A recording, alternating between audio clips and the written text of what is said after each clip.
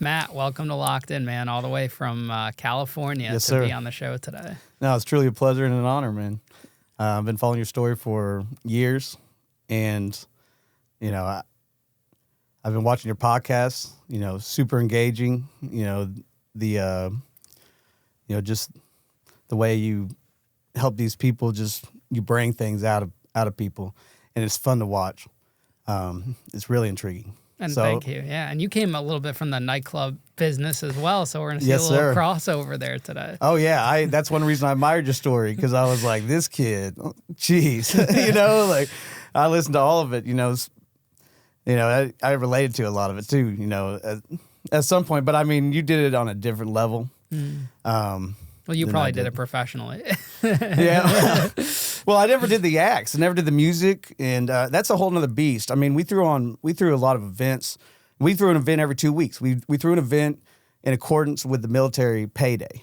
We were right next to a military base, so it was like every 2 weeks they get paid, and we have something. We had to have something, so we would get in the room, we'd brainstorm, and it could be anything. Anything I could create an event out of. Friday the 13th, like a new movie came, Friday the 13th and Jason came out. We gave away everyone masks. That was kind of a bad idea. We had every guy in the club with a Jason mask on. It kind of doesn't bring the best out of people. That's how I just started doing the same thing when I did little raves for high school kids. We did themes, Halloween rave, Christmas rave, paint party raves. Yeah, those paint were party the things. big, yeah. And I wish, I didn't have to pay for the big acts as I got older. But we're not like Danbury is not like a New York City or a Massachusetts. You can't support it without it. So it was a blessing and a curse. Yeah, that's what makes your story so impressive, is that you did it here. You brought that to this community, to the experiences that you handed out. Like, they'll never know that it was at the hand of Ian Bick, but they got memories they're going to keep for the rest of their life. And it's not like New York. You go to LA, it's like, who's playing today? It's all these bands are, they're doing little shows here and there, and it's like, eh.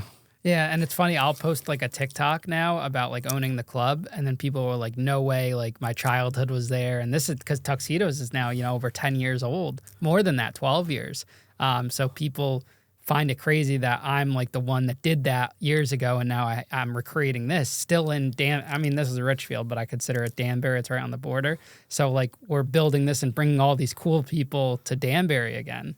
So, oh yeah, I really liked the town. Everybody was super friendly. I conversated with every single person I ran into. Did they ask what you were doing in town? Oh yeah, I say? got a lot of looks too. They're like, "Who's this guy?" Because I walking with a little shake of the shoulder. Did they know about the podcast at all? Not the hotel I was at, but they asked a lot of questions. I was telling them all about it. I think everybody came out of the back just to listen to it. So that's so funny.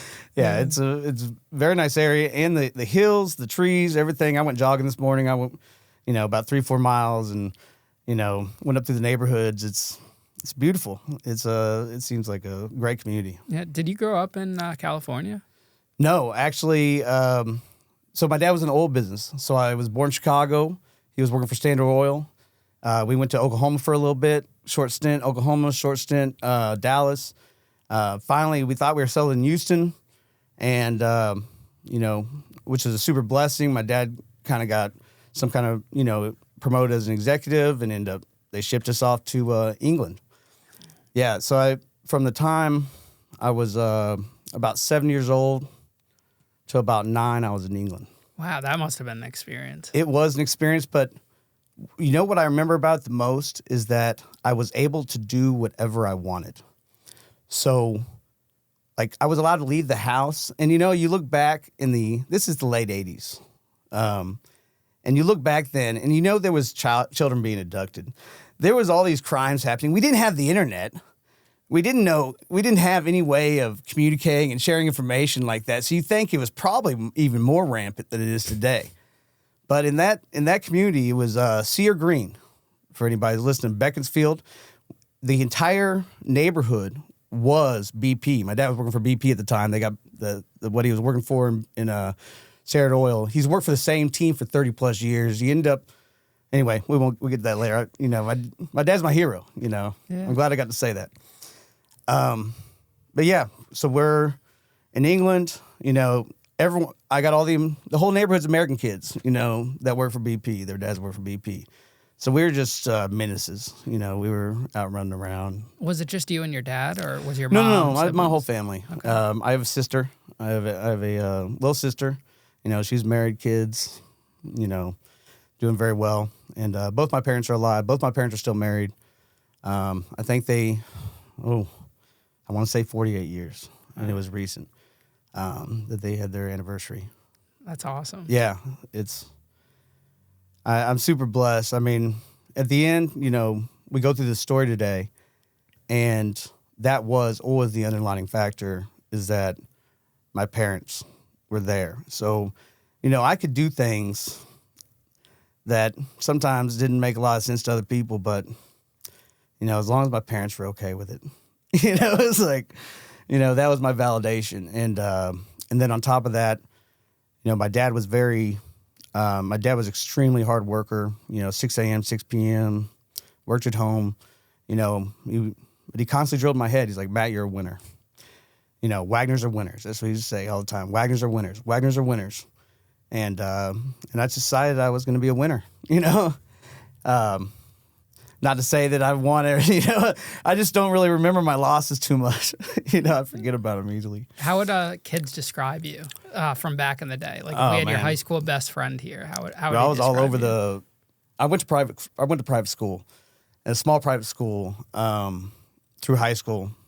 And, it was, we paid for it. My parents paid for it, so we just got away with just about anything.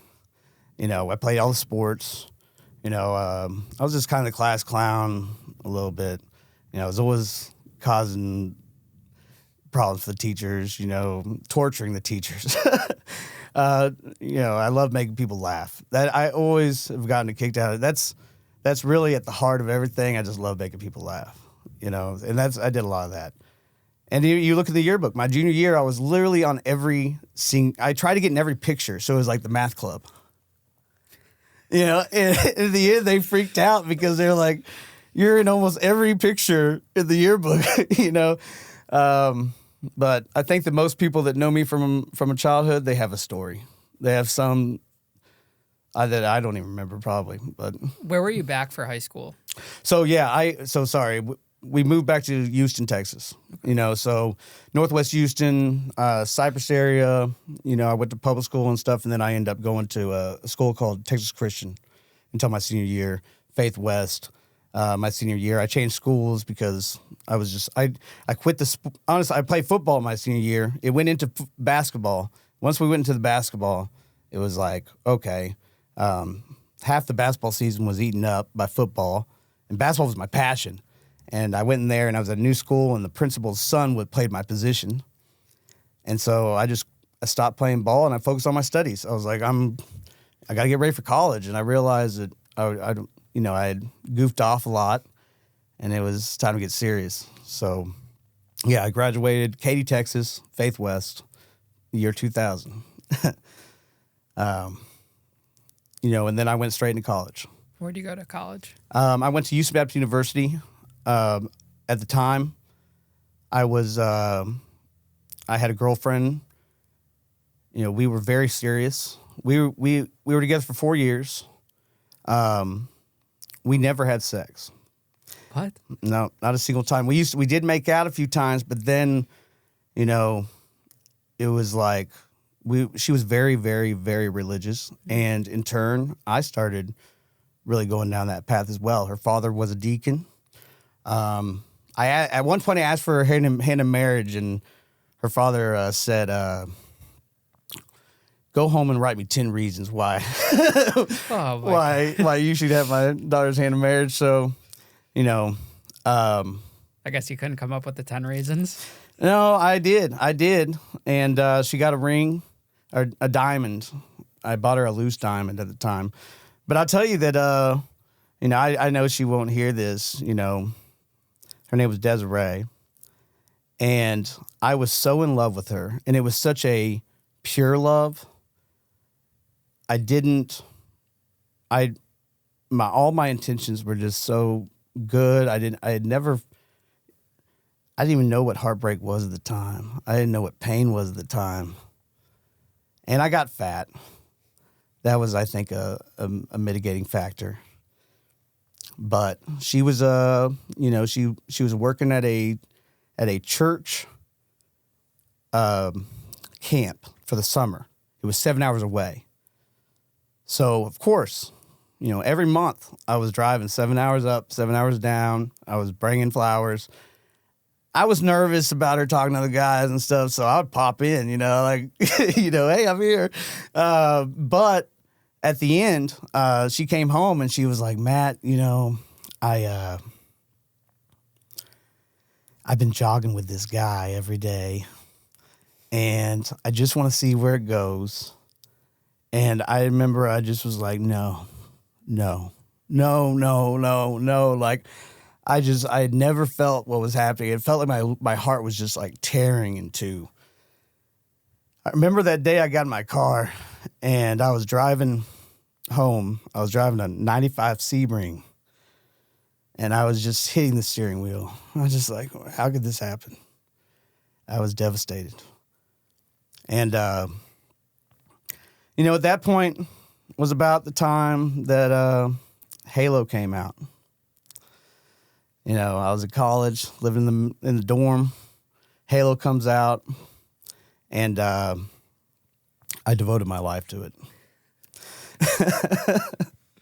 So I'm in college playing Halo, and please jump in. I'll just keep talking. I'm listening. Yeah. Yeah. So when is this? Like early 2000s? This is 2001. Yeah. 2001 on the original Xbox. The right? original Xbox, the original square. Halo. Yeah.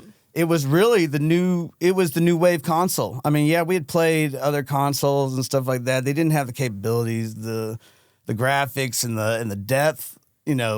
We played Halo. Halo was, I don't think a lot of young people. It's like this big argument about Linkin Park, and the way how they have a new lead singer, and you hear all these people giving opinions on Linkin Park, and it's like, I don't have a problem with the fact that they want to give and they're still relevant. I'm really excited that, this is my childhood, not even childhood, because it was actually during, it was 2000, 2003. So this is the time we're talking about.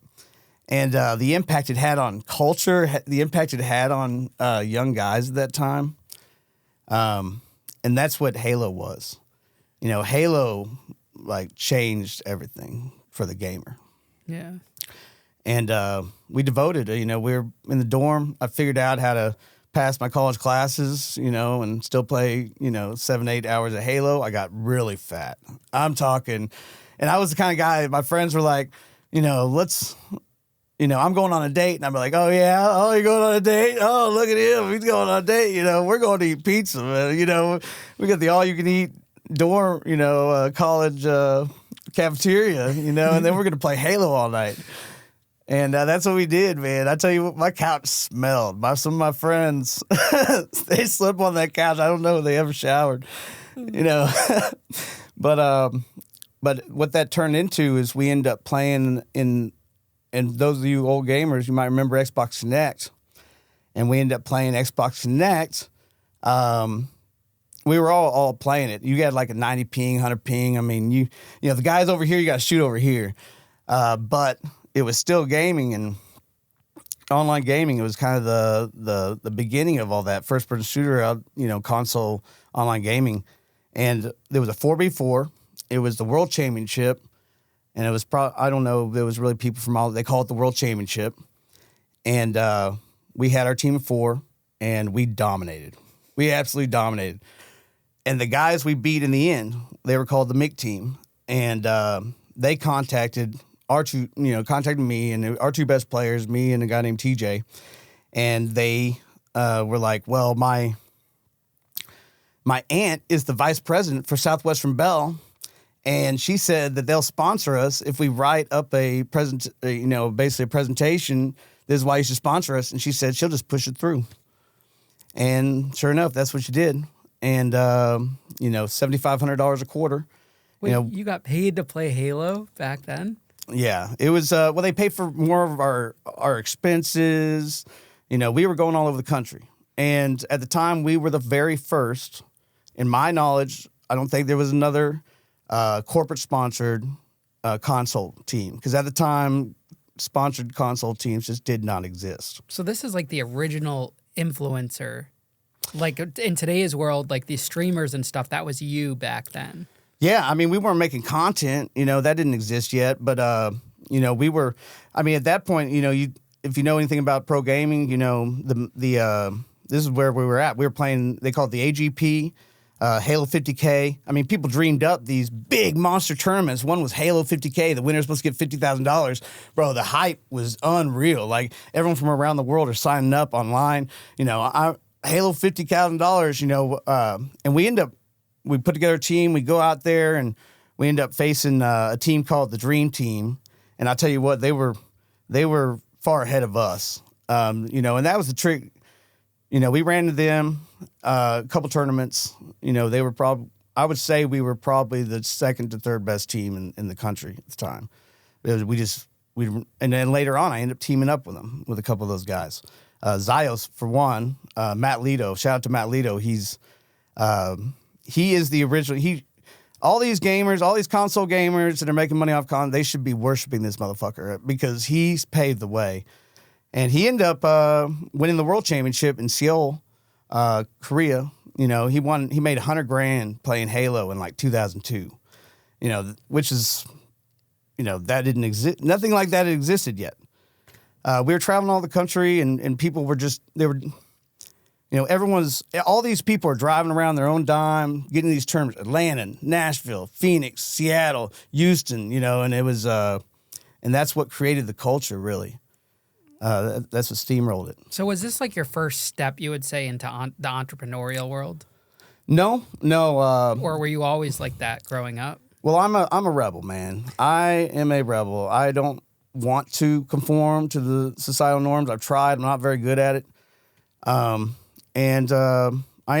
was working for Zales Zales Outlet in college at a mall, at Katy Mills Mall. And I ended up meeting the jeweler. He was a Vietnamese guy. And he had a jewelry store, and he couldn't sell his jewelry very well because he couldn't speak English very well. And so we got to talking, and the exchange was that he could get me loose diamonds really fucking cheap. Like, if you said I wanted a half-carat diamond, I'd ask him for a half-carat diamond. He would literally have 6 half-carat diamonds shipped. Nothing down. There's no money down, nothing. 6 diamonds shipped. You come into my office, I can show you 6 diamonds. I get them at such, like, literally a fifth of what you're going to buy them in the stores. I'll show you what I'm going to pay for them, and then I'm going to show you what I'm going to put on it. So you're my buddy.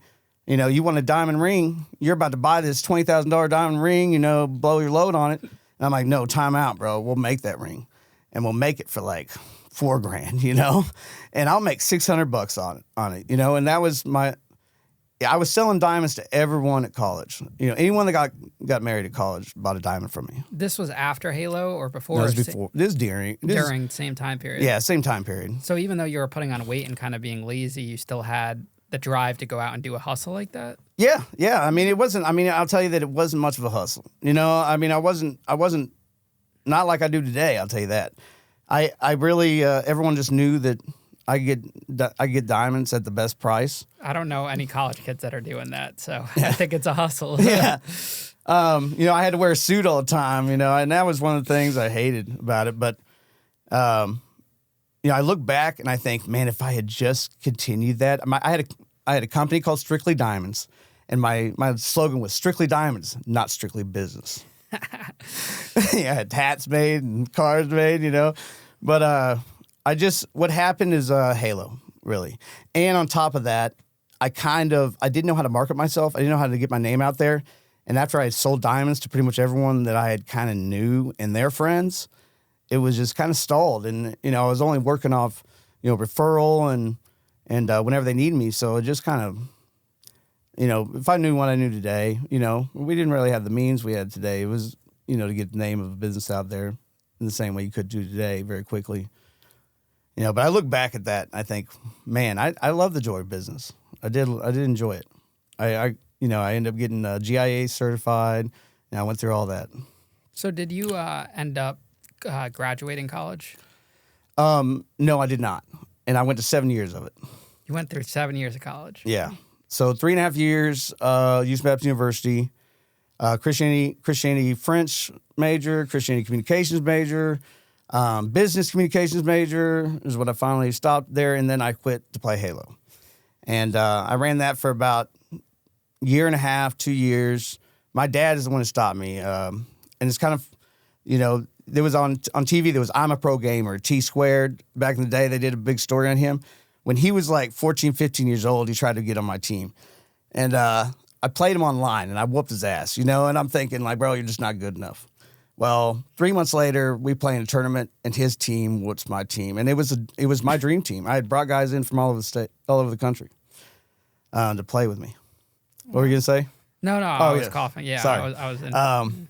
Yeah, I brought people in from all the country. I thought I had the best players in the country, and I got whooped by this kid. And I remember my dad just one day, he looks at me, he's like, "You're done. You're done playing Halo." And I was like, "Yeah, I think so too." And really with Halo, what I found is that in gaming in general, and really hand-eye coordination, I don't know if there's a science, I've just seen this. 15, 16, 17-year-old boys have the best hand-eye coordination. It's down from there. And these kids, they don't have the critical thinking skills that a 22-year-old may have, like in regards to strategy, but they're the guys that I started facing in these pro tournaments, young guys that did not miss. They had 10 sensitivity, and they would swing their rifle around and stop dead on your head. And, they'd hit you with a headshot, from the hip, swinging. It didn't make sense. And that's, I had, that was, I didn't see myself like turning it around and starting to, and getting that back. I felt like my time had passed, I guess. Yeah. So I retired. At that point, both my parents, I went to Missouri State University. And I wanted to be, at the time I was an EMT and an EMD. So I did that as well. I was working for West I-10 Fire Department in Cade, Texas. And, volunteer firefighter, emergency medical dispatcher. So I was answering 911 calls, which, there's a lot of stories I could tell on that. But why did you get into that? What made you want to go into that? My best friend, his dad was the fire district chief. So he kind of pulled me into it, and, it gave me some validation. I wasn't, when I was playing Halo, I was at home all the time. I was, I had a beeper. I had a Chrysler LHS with 360 red, blue LEDs, and it was exciting. It was volunteer firefighting. We're running into buildings. We're getting phone calls that, are beeped at 3 a.m. to go run to your neighbor's building. I got excited about that. That was and then the EMD just happened naturally. Like, they needed a dispatcher that paid like 20 something an hour, and so I went through the class. And it was a small department, so we were only taking. It would go to the big 911 dispatch, and it would fire, medical, or police, and if they said fire or medical, they would come to me. What's like a crazy a call you've gotten? I tell you, or one you'll never forget. Yeah. I'll tell you two. So my first one I got, it was the very first day, and I had not been fully trained. And the lady comes in, and she's like, I'm working the overnight shift, and they just didn't have anyone to cover it. So it's 12-hour shift. I come in, it's like 8 to 8. And, she's cleaning up, stuff like that. She's like, all right, because I had read the book, and I had gone through the class, but I hadn't been trained. She hadn't even really heard me on the microphone yet. She's like, there's probably there's probably the chance of you getting a fire, very slim, But if you do, she gave me some pointers, whatever. So sure enough, about 3, 4 in the morning, you're sitting in there by yourself in this little room. Like, it's about this size. You got TV screens up here. You're watching all the movie channels. You got your bathroom right there. I mean, there was times I was sitting on the toilet and I'd get a 911 call. You know, you get, go over there. No one emergency. But anyway, so I get the fire call and the guy's freaking out. He's like, my garage is on fire. My car's on fire. What do I do? What do I do? And I'm like, get a water hose, and I'm telling him to put the fire, spray the water on the fire. And I'm trying to dispatch, you hit all the alarms and you're dispatching all of them. And I hit too many of them. So I'm like waking up the entire fucking department at 3 a.m. and all these tones are going off. And I got the guy screaming. I'm telling him to put it, to fight this fire. And you're not supposed to do that. That is a big no-no. Like, you're supposed to be like, get away from the fire. And I'm telling the guy, they end up taking that call and it went in front of the board and they all listened to the call and I didn't get in trouble or anything like that. I was brand new. No one even talked to me really much about it. I just heard it went to the board. Another call that actually, affected me for a long time was I got a phone call from a party and it was a whole it was a big family party. And they had found their baby at the bottom of the pool. So, I did very well on that call, but I got a panic guy on the phone, and then he hands me to a panic woman, and I had to walk him through baby CPR, and they end up the baby actually they were able to revive the baby, and they end up flying the baby, life flight, that's what they call it out there, life flight the baby. And ended up dying in transport, I believe, or it was brain damage to brain damage. You don't hear much what happens. You got to really search to investigate to find out what happens on the calls after you get off the phone. But that was such. I mean, I could still hear it to this day. I can hear their voices. Looking at the baby, everyone just in panic. So that. That it was a serious job, it wasn't something to play around with, people are calling you at the worst, their worst moment in life, like the worst possible time that they're, and that's when they're getting you on the phone. So, yeah. So what happens after that? Where do you transition to? How long were you doing the EMT dispatching for? So I was, at that time, when I was doing that, the nighttime paramedic was a sniper team leader for Harris County. So I'm not sure what his actual title. I think it was sniper team leader. But he was teaching active shooter air pack deployment, which is essentially you teaching SWAT teams how to use an air pack because in chemically hostile environment. So I did that for a while, and it was just something he would pay me $100 for the day. I go in there and I was like his assistant. And we do it in schools. So I would teach all the SWAT guys how to switch bottles, which, these guys have never had an SCBA. If you know what an SCBA is, that's what the firefighters use. You put it over your face, you got the bottle, and you have to force breathe. It doesn't like, you're not breathing like you normally are breathing. And for most people, when they first encounter force breathing, they, it's a panic situation for some of them. So just teaching them and walking them through all that. And then they did their tactics. And so this was so fun. My job was to basically be either a hostile or a hostage. And obviously they weren't, thank God now with all the, Alex Baldwin stuff. No, you did get shot by an accident, But these guys, they got their guns out. They're not supposed to be, and they're doing their tactics through the school with their mask on. And let's say I'm a hostile. Now I got like 7 rooms, I can do whatever I want. I'm allowed to do what I want. And their leaders, they would always want me to just be a menace. They were like, try to get their guns. See if you can take their guns. So I would take cups or bowls of water, and I would set them up. I would set them up down one in each room. And I would start in the first room, and I could hear him just come down. And they're like, clear, and they're all trying to, they can't see very well. They're all fogging up because they don't know what they're doing. And because this is their first time using the SCBA, and all of a sudden I just pop out of the room, bam, right in their face, boom, in the second room, where'd it go?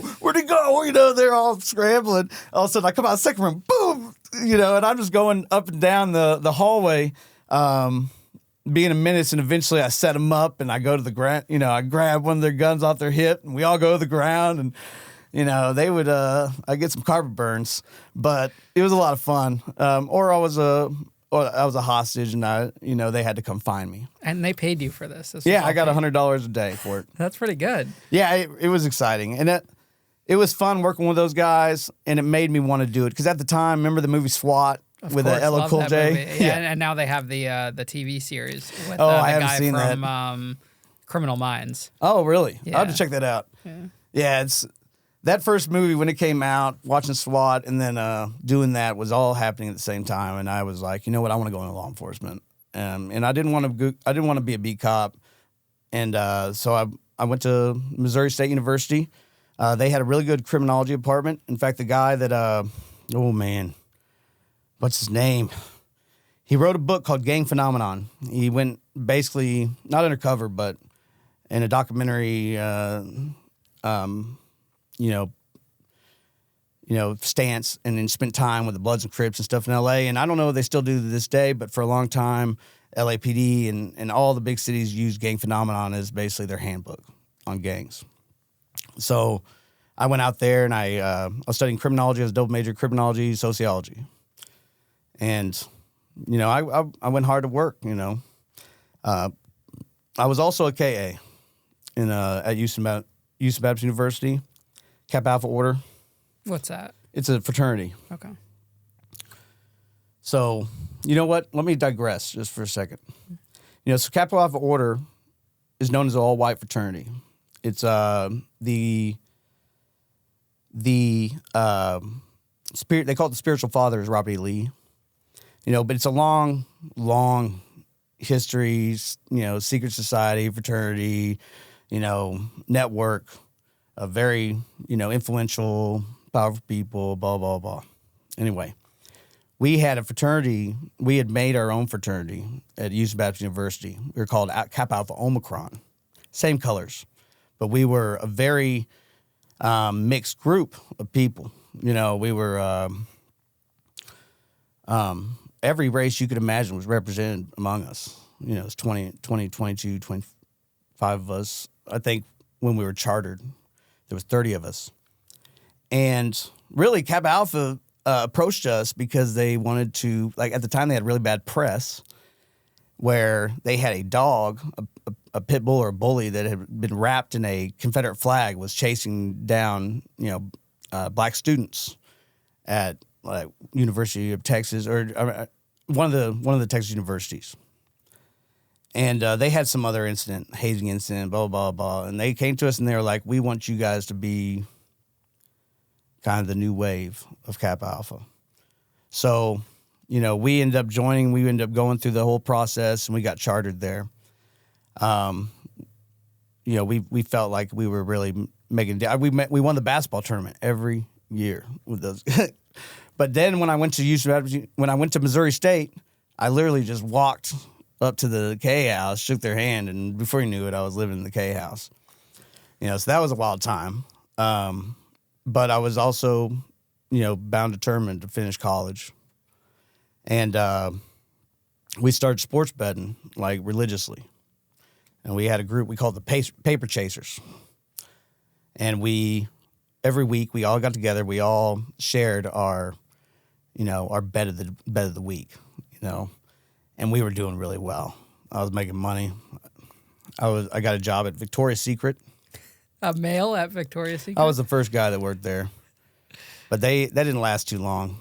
I was really good friends with all the girls there, and they hired me because they thought I was gay. Honestly, I don't know if I should admit that, but I was wearing a pink shirt when I came for the interview, and they were like, "Well, we thought you were gay."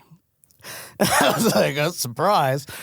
But they got a new manager, and she did not like men at all, and she kept me hidden. I was in the back. I couldn't be out there with the bras or showing the bras. But my real job was a floor set manager, so I would come there at 6 a.m, dressed as mannequins, set up the floor. This would move over here. They give us a floor set. So I ended up quitting that job and just focusing on sports betting. I'm like, shit, we're doing it. And that didn't last too long either. So I ended up asking my buddy, who was a bartender at a strip club. And I was like, what's up? Do you guys need anybody, bouncers or anything like that? And they ended up, getting me a job as an on-call bouncer. So this was your first step into like the nightclub world and the nightclub business. Yeah. So I still had very much I still had, I didn't mention that I had worked as a youth pastor and a college pastor as well for a couple of years during the video game thing. I should have got more into that, but I still had this, I still had that mentality. I came in there very green, super green. I'd never been around strip clubs. I'd been in one strip club when I was 18, and honestly, I thought it was bullshit. I paid a girl $60 to show me her vagina, and I thought, this is sucked. I can't believe that I just did that. And so I had it in my head, I just never go to those things. It was a waste. And I think that, having that mentality and being so green, really helped me. I had a mentor there. The owner of that club, his name was John Wardia. And he came out of Detroit, very well-connected guy. He had ran bars and strip clubs and brothels and all kinds of things his whole life, for a big conglomerate. And, as soon as I came in there, he really took to me. I think he saw how innocent I was and how genuine at the time all my relationships, again, it's like with the heartbreak, I had never really been burnt yet and never been through anything. And I'm just in there smiling. He's like, you're the best, you're the perfect host. So that's what he taught me, people get 3 steps in the door and I've got to be on top of them and I'm taking them to their seat. I'm checking on, my job was to check on everybody, every couple times an hour, I walk through there, I had a roll of drink tickets I could give to the waitresses if I deemed it necessary, and I dressed up for it. Suspenders, hat, whole nine. It was. But that club, you have to understand, this is Springfield, Missouri. Missouri State is where I was going to Missouri State. This is Springfield, Missouri, and that strip club was. Like we played Frank Sinatra. We had steak. Like you could buy a $15 1-pound ribeye in there. It was famous. They're famous for the ribeyes. And the place was ran by this guy who had ran all these clubs for a long time. The people he had around him, he had placed over the years, and it was a family. And still this day, that club in Springfield, Missouri, Centerfold, is basically a historical landmark for that man. Every year people flock from all over the country to celebrate his life. He made a big impact on a lot of people, John Wardia. And his father, Joe Wardia. And how old were you when you were at this one? So I'm at 20. We're this is so weird telling my whole life story. Yeah, I was 20. I think I was 26. Wow, and you were still in college. Yeah, I was probably at the tail end. I was 20. Yeah, okay. It was the tail end of 25, 26. I was working for Centerfold, and yeah, so I had 7 years of I went to Liberty University too, but I did that remotely in the middle of the two, in between. So I didn't mention that. So I went to 7 years of college and didn't graduate. Why did you finally decide to exit without the diploma? So I was really close. I think I have like 140 something hours. And that's that. So working for John, I'm starting to do everything at the club. I started out as the on-call bouncer in the back. I moved to the floor host. Now I'm the floor manager. Now, I did a little DJing. Now I'm managing, basically everything in the club. But there was a woman there that was managing, the manager that had been around for a long time. But she struggled with pills. She struggled with alcohol and pills. And, she... Oh, I don't want to get too much into that. Sorry. But basically, I we had a moment where all of Springfield froze over. it was a big freeze. 160,000 people without electricity. They called it a national disaster, and FEMA came in. And when FEMA came in, we had electricity. No other club had electricity. And these guys, the FEMA guys, dropped so much fucking money in our club. They would come in on Monday, Tuesday, Wednesday, sunglasses on. Oh, yeah, like, hey, guys, welcome back. Like, we're kicking ass. And at the time, you know, John's watching, you know, and come that summer, a club, the owner of a club called Big Daddy's. Big Daddy's is kind of a legendary club for that, you know, era. They sponsored big things in Vegas and stuff like that. The guy that owned it, you know, he really took it to, it was an old wrestler that owned it. And he had sold it to an Albanian guy. And that Albanian guy, he was just absent. So he's like, he came to John, he's like, I need help. I need money. I need someone to help run the club, blah, blah, blah. I guess that's how the conversation went down. So we go out to this club. And he doesn't tell me anything about it. He's like, we're going to check this club out. Bro, I got lit. That night. And I went nuts. They gave me passes to pass out. So we go to the night. We go to the regular club because this club is a juice bar. You know, so they're open till 5, 6 in the morning. Big Daddy's open till 5, 6 in the morning. No alcohol. And so we have deals with all the area nightclubs around the fort where we can go promote at the club and drag them out for the after party. So they take me out. And I'm lit. They give me a stack of passes, and I go fucking nuts. You know, not a person got left without a pass. And we packed the club out. I mean, it's standing shoulder to shoulder in there. And I think that's when they decided that I was going to take over that club. And it wasn't a week later, so he was like, you want that club? I was like, what? You know, it was shocking. I didn't expect it at all. And he was like, look, I really appreciate what you've done for me at this club. But I was a workhorse for people my whole life. And he's like, I don't want you to be that guy. I want to give you something of your own that you can build. And I took the opportunity. And this is 2007. So I was 26 years old. And he just hands you the club. Well, yeah, essentially. When I walked in, you know, mind you, the owner had been absent. You know, they've got managers, they've got, you know, bartenders, DJs, all this stuff. You know, the current owner, he still had 50% of it. So he stuck around. He showed me the ropes. Shout out Ishmael. Albanian guy, crazy motherfucker. He's driving me out there. I remember he's driving me out there in an Escalade. This is my first day. And I remember the moment like it was yesterday. The sun is coming down, and we're driving in town. And literally, this town it's a military fort. So the military fort's off the freeway. So all you really see when you drive through is this one section where there's like a Walmart and all this stuff. And I'm watching the sun go down, and I'm thinking in my head, man, I'm gonna run this town. I really was thinking that. We pulled up there, and I remember him telling me, he's like, Matt, there's no rules. No rules. That's what he kept saying. No rules. And he wasn't kidding you. Like, you know, we were in county. It was full nude, full contact. You know, there wasn't sex in the champagne room or anything like that. You know, I never saw anything like that. But, you know, it was a wild club. And what made this club so special is that it was all military clientele. And it was all young military clientele.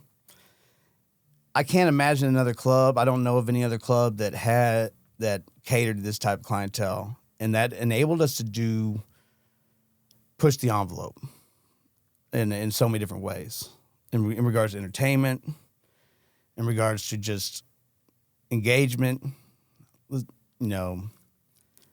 So when I got there, you know, they were known for Jello wrestling. You know, they did Jello wrestling, stuff like that. But yeah, so he's showing me the ropes. 2007, Big Daddy's. And I remember I'm sitting outside the club one day, and a guy rolls up in a taxi cab, little skinny guy. And this will come into play later. And he's got a stack of my passes. And he turns out he's the owner of the nightclub across the street. So his name is Big Louie Keene. And he owns what is now Uranus on the side of I-44. What a name. Yeah. Shout out Louie. There's your promo. But he comes up to me. He has a stack of my passes. He throws them in my face. He's like, don't you ever, send these passes to my club or anything like that. I had no idea what he was talking about. I didn't know who the guy was. I walked into that town, again, I'm super green. I'm just so naive. I still have this mentality of, I came from, private school, England, youth pastor, college pastor, playing video games. And now I'm taking over this strip club in the middle of the Ozarks next to this military fort. And I had a little experience, with Centerfold, but even there, it was a family. I was babied, it was easy. I remember these guys, they had all this money. And I thought, they just like to flash their money. The military guys had money. But I didn't know everybody was running game. There was drug dealers, there was drug families, and they were fed, but, there was 2 Chicago drug families there. And so they had a steady flow of just thugs coming through, and there'd be a new guy every couple of weeks coming through from Chicago. This area has always been known for, it's a very interesting area. You have a military fort. During wartime, we got between 40 and 70,000 military there. They're all on the base. You have St. Robert, which kind of encapsulate the front entrance, but you have towns that are all surrounding this military fort. They're all separate. They all operate separately. At the time when I got there, the cops were making about $10 an hour. You have military money. You have small town infrastructure, small town services, small town, thought process, mindset. So this town, let's put it this way. Someone wrote an article about this town, decades ago. They called it the Sodom and Gomorrah of the Midwest because it was just known for whorehouses, race wars, rampant prostitution. I think at one time they had 12 strip clubs there. And, drugs run through the military way more than you'd ever expect. They get off on the weekend. They're buying drugs. They can get out of their system by Monday, Tuesday. By the way, interrupt me at any time, man. You're good. Because I don't always know where I'm going with it. Now, was the club ran legitimately? Like, you guys weren't doing anything illegal? No. So that's a great question. So in 2011, they changed the laws in Missouri. It was a big push. They had done it first. It was a big push religious from the churches. They had successfully pulled it off in Tennessee, I believe. And it was a law that basically made any nudity, you couldn't be topless. You had to wear pasties, full pasties. Your bottoms had to be wide backed. You couldn't wear a thong. You had to be closed at midnight. You can have no contact between customers. They had a 6-foot rule. A 6-foot rule. Closed at midnight. No alcohol. They essentially, took away every avenue of revenue that you could possibly have. At least I thought. And I ran it legally. When that law went through, I fought it tooth and nail. I gave $5,000 to the all the strip owners got together. We all fought it. I think all together we spent with everybody together, it was over $500,000 in legal fees. We lost. Wow. And, first I started running it, but I had given up on it. I just spent all this money in the club. I just put this big sign up, everything, and then the law went through, and I'd been fighting it. I got signatures, tens of thousands of signatures. I delivered, I was driving up to the Capitol, dropping signatures off because I was just, every customer signed, and they took my signatures, and I never heard anything back, and it obviously didn't do anything. Obviously, You weren't like grandfathered in at all? How is that? How are they able to They do that? grandfathered in our, we were grandfathered in as a strip club, but we had to still abide by these rules. You know, there could be no new strip clubs. So that was, I guess, a plus for us owners. But it was, so basically what I had figured out is if my girls don't take their clothes off, they can do lap dances. They can do anything, actually. They can get as lewd as they want as long as they have their clothes on, was kind of the loophole. And so we were watching, you know, you got these rich guys that own these big clubs. Like the guy that owned Crazy Horse he owned one of the clubs in Springfield, so he's pushing the bill, and he's got all these loopholes that he's exercising. And then there was a club in Lake of the Ozarks, and their loophole, which I end up copying, and he made me copy him. He's like, why don't you fucking copy me? I'm like, okay, I will. So I got an airport bus, and I could pull the airport bus right up against the back door. Like literally you step out of the back door onto the airport bus. I got a guy on there, you know, he's taking bus tickets. So you're buying your bus ticket at the register. $100 for a bus ticket. $100 gets you 3 songs, fully nude dancing. But it's happening on the bus. The bus is on wheels. The bus is a limo. The limo law applies to it. The strip club law does not. And I tell you, in the end, they could not charge me with it. They even said they were angry. They were very angry about the fact that they could not charge me with full nude dancing, with the full nude lap dances and stuff. They did smash all my windows in that van, that bus. Who smashed them? The police. The police smashed. Yeah, them? when they raided me, they broke the windows. When did they raid you? Later on, or Yeah. Okay, gotcha. Yeah. So what happens next? You're owning this club. How long does that go on for before you're starting to run into issues? So right at the beginning, and I bet you experienced something very similar to this.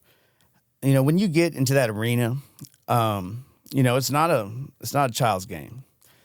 You know, running clubs, running bars, navigating your way, staff dynamics, all these things. It's a learning experience. And so over the first few years of my club, I would call my evolution. I was learning the landscape of the land. I was committed to it. That was one thing that John taught me. He's like, Matt, don't build a business, build an institution.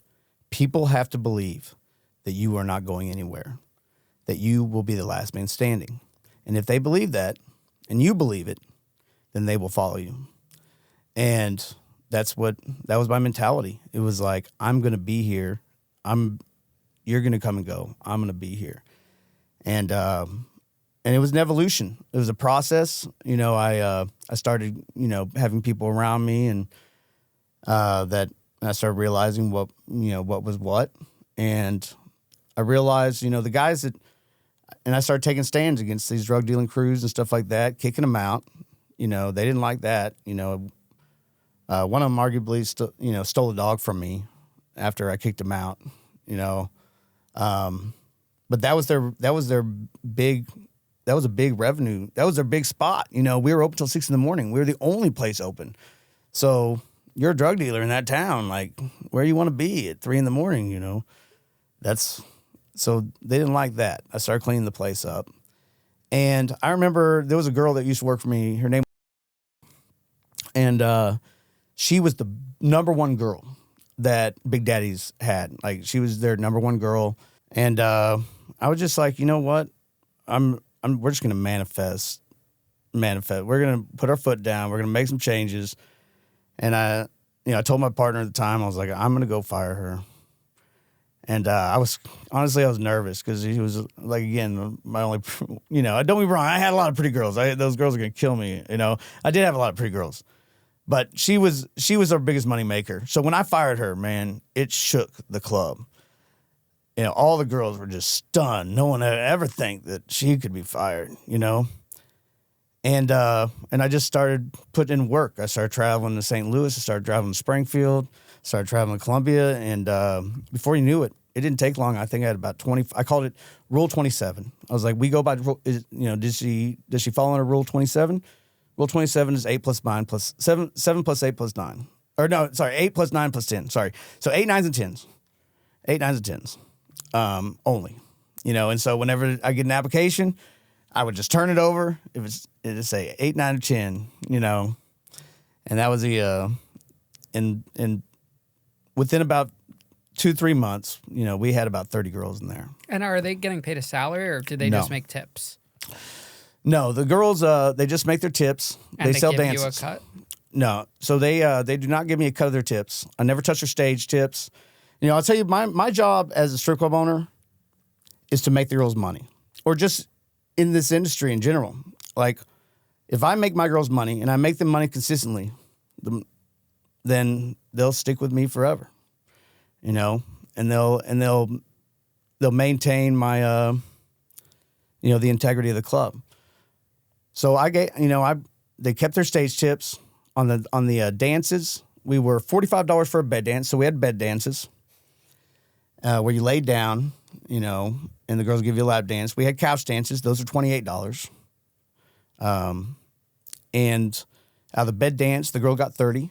Out of the couch dance, the girl got 20. DJ get 1, I get the rest. We also had something that was very unique. It was called, it was the bondage chamber. And to my knowledge, I don't know. I know there are clubs out there with bondage chambers. I've never been to one. I've never seen it. But when I got there and I took over that club, they had a bondage chamber. And I thought in my head, I was like, this is going to get us sued for sure. And essentially what it was is like a platform that was raised up. And it was actually really shitty when I took it over. It was just like a chain. And we ended up redoing it because it became one of my biggest money makers. For years, so during the wartime, we were the Marine bar. We were the Marine club. Like, I'll tell you that there's guys all over the world that can attest to this. I had guys tattooing my logo on their ass. These are crazy motherfuckers. I had them in there eating worms and stuff, free lap dances. We were, like I said, these are young guys. It was wild. And where was I even going with that? Oh, the bondage chamber.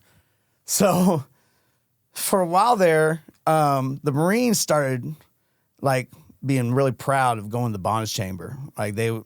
Some of them they would look like they were really tortured. Like, my girls would whoop the shit out of them, like bleeding. Their backs are bleeding. And they would show it off. It was like a rite of passage. And it really did become a rite of passage for the Marines. They were coming in from Pilton, coming to AIT, going through like 3 months of training, and they ship them out. So it'd be 3 months. I got them for 3 months. I tell my girls, if a guy is not so in love with you at the end of the 3 months that he is not buying lap dances to keep you away from his friends, then you didn't do your job.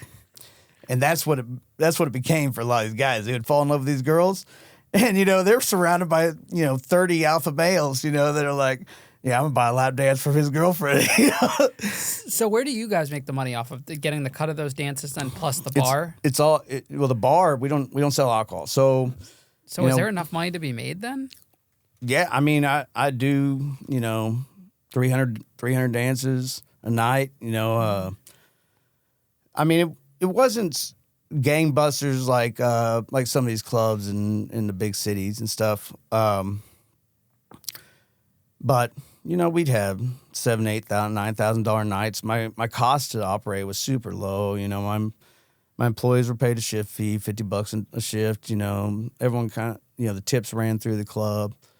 I didn't pay any of the girls. They all, I'm not selling anything. I'm not buying inventory.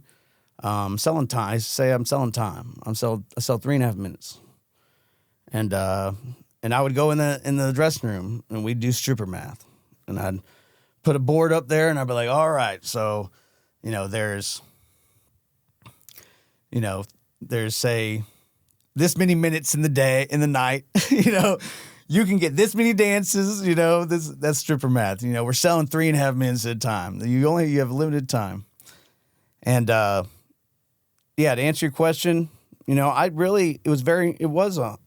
the amount of money I know of and I see right now in my life around LA and stuff like that, it was nothing like that.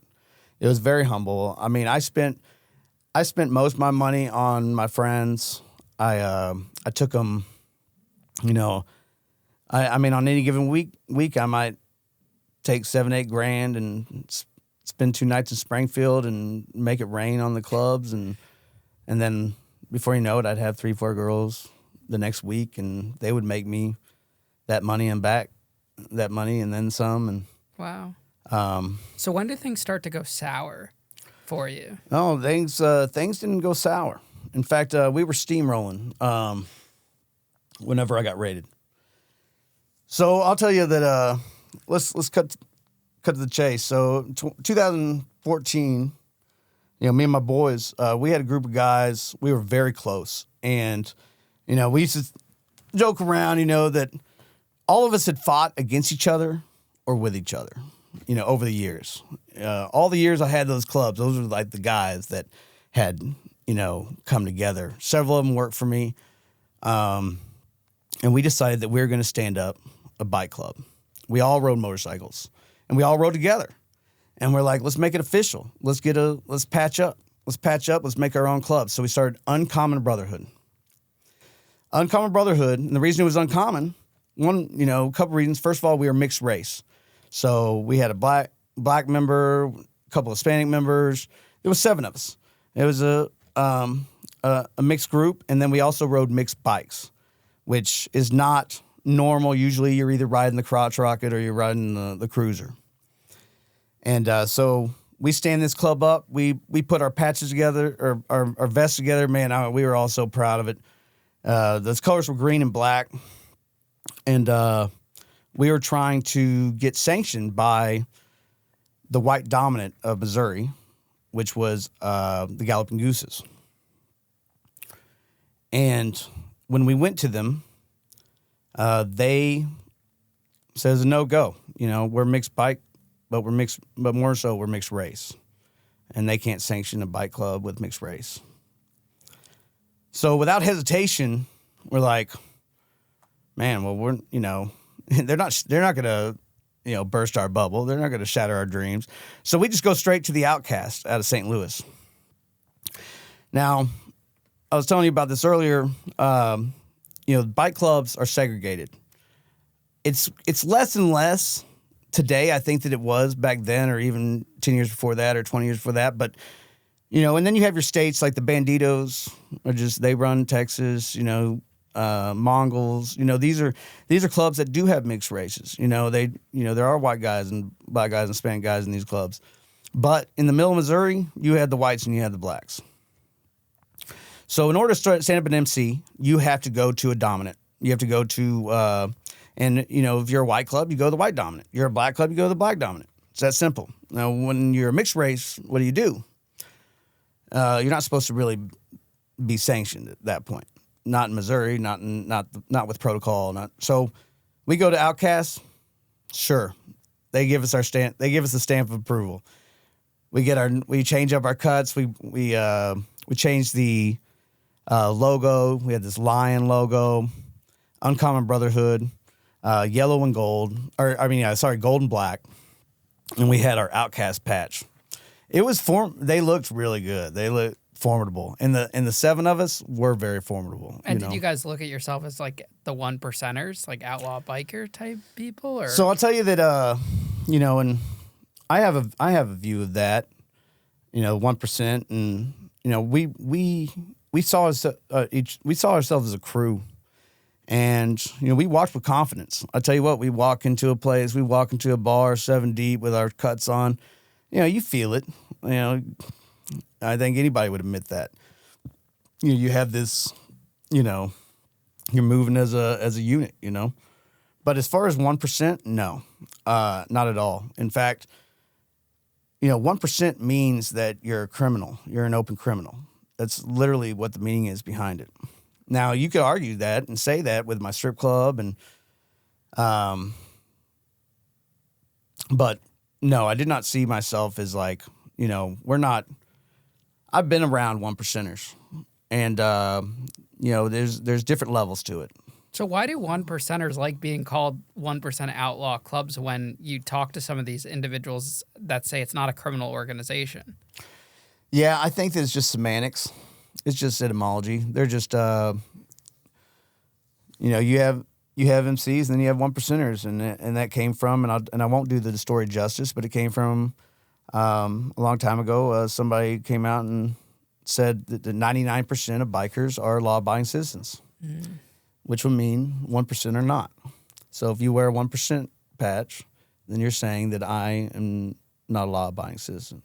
Okay. And that could mean a number of things. I mean, I don't want to peg all these guys because there's different levels to it. You know, like there's people that live outside of cultural norms. I guess that would put me. I could relate to that. But then there's people that there's some of these 1%. You know, one guy's pimping out underage girls, and everybody has to be okay with it. You know, because they're a criminal organization, and my hustle has nothing to do with you. You have to back me no matter what. Were the guys that you got sanctioned from 1%ers? So yeah, we were sanctioned by the Outcasts. They gave us a stamp of approval. You know, I went up to St. Louis. I went to their annual. I'll tell you what, just class act. They were really, they were a little rough around the edges. You know, these guys are 1%. You know, they had big menacing bikes. You know, like huge choppers. You know, these are not small guys either. You know, they got leather that goes to the ground. You know, they knew how to dress up.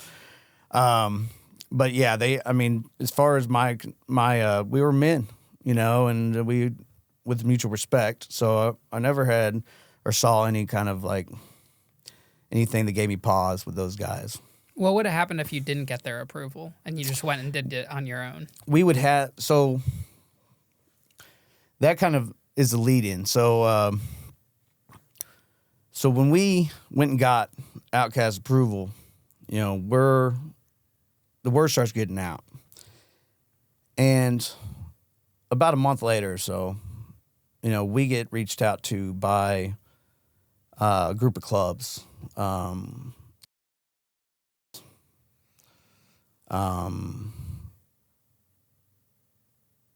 might need to take that out, actually.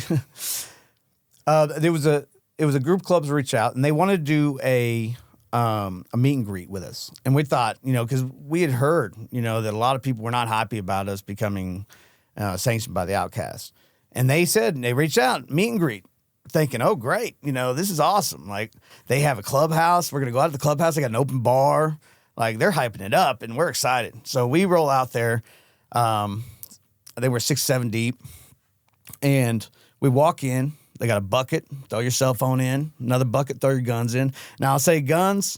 I don't want to get on too much of a tangent, but this is Middle Missouri. We all carry guns, and lots of them. So we're throwing guns in the bucket, and we're walking in. I'm thinking, okay, all right, what am I going to get to drink? And one of the guys comes up to me, and one of the other guys, and he's like, you two come with me. So we walk downstairs into the basement of this clubhouse. And as we turn the corner, there's this huge table. I mean, probably 25-foot table. And it's full. And it's all guys from different clubs. And they're like, take a seat. And the presidents of the clubs, there was 6 clubs represented. And they went through one by one. And I remember the guy looks at me, the first guy, and he looks me in the eye, and he goes, what do the niggas want with this town? He didn't say exactly like that either. What are the N-word, what do they want with this town? And then he just goes into like, you know, you're going to bring an element here and blah, blah, blah, and what are your plans, you know. And then it goes to the next guy, and he's like, listen to me, you're going to take off those patches, blah, blah, blah. Goes to the next guy. I mean, we're just being threatened one after another. And I remember we get to the end, and I'm like, and they asked me, are you going to take your MC off? That's what it came down to. They wanted us to take the MC off. They did not sanction us. We do not give you approval. You need to take it off. And it came down to, if you don't take it off, you're not going to be safe. And I look at these guys, and mind you, I'm running a strip club over there. I got my own crew and everything, you know. These guys, like the first guy that I was talking about, he runs the karaoke at the local bar, him and his wife. You know, this guy works over at Tracker. You know, these guys all have wives and kids. I'm thinking, who's the real gangster at this table? Like, what y'all, you know, you guys aren't going to put a bullet in my head. but that's how it felt. That's the way they were trying to portray it. So, I remember I told them, I was like, I got to talk to the guys. I just kind of tried to diffuse the situation. Upstairs, the guys really don't even know what's going on. They're just having drinks. We get done with the meeting. I go up the stairs. I'm like, guys, get your shit. Let's go. We hop in the whip. We go back to the place, go back to one of the guys' apartments. And we get in there. I'll never forget it because it was starting to get dark. And we're all sitting in this living room. And, you got this warm light from this lamp. And everybody's kind of freaking out a little bit. They're like, well, we got to do it. We got to take our MC off. I mean, these guys, what are we going to do? What are we going to do, And my thought process was like, you know what? I've never been told what to do in my life. And I for damn sure ain't going to start the day. And we stood up. We were like, all right, we're not going to bow down. We're not going to take these MC patches off, and they're going to have to just deal with it. So we had 24 hours to make our decision. The next day, 6 p.m. Now, the next day, I just so happened to be going to spring break. So I'm about to jump in a car the next day. I mean, it just so happened, and we go to Panama City. So I was leaving my guys. I got two of my brothers there inside the club. They're running the club for me for the weekend. I still have the camera. In fact, I got the video on my phone right now from the CCTV video. But about 50 bikers pull up in front of my club. And it's kind of funny because they're all just going in, and then they saw the sign that says no firearms. So they're all running towards the door, and then they see the sign. One of them bobbles and drops his gun. And they go in there, and my guys meet him like, right in the entryway, and my buddy's got a shotgun in his hand. My other buddy's got a 9mm in his hand because they heard the bikes pull up, and we knew, 6 p.m.'s the deadline. You better take that MC patch off. They walk in the club. They look at my guys, and they go, "So that's a fuck you, huh?" And my guy's like, "Yep." And so I'm in Panama City. I'm watching this through my cameras, and I was just blown away. It's like, oh my God, like this is heating up fast. Like all these bikers coming to my business. And so we contacted Outcast, and Outcast is like, fuck those motherfuckers. You don't answer them. You answer to us. And didn't these people know that you were sanctioned by Outcast? Yes. But they didn't care. They saw us as like the black MC was coming in to start to run some kind of criminality in there. That's, I think, how they saw it. That was and there was definitely prejudice involved. I mean, this is a small area of central Missouri where there's 22 white sanctioned clubs, and I think there was like Full Tilt and stuff. You had the Crotch Rocket clubs and Dominant Breed, but it would have made 2 black sanctioned clubs in the area. And the Outcasts were willing to go to war on behalf of you guys, or? So, telling the Outcasts, we didn't really. I'll tell you from my perspective. I didn't really know what we were getting into. I mean, I wanted to be part of a bike club with my friends. And I loved the lore of the MC and all that stuff. At the time, So when they contacted Outcast, we contacted Outcast. They came in town from 4 different states, and I remember watching the CCTV video, and they start pounding my club. These guys, and I remember, these guys, huge guys, like 400-pound guys, and the music in the background is, "I'm on a highway to hell." Like that was literally the music going on in the background of my club on the CC when I'm watching them walk in my club.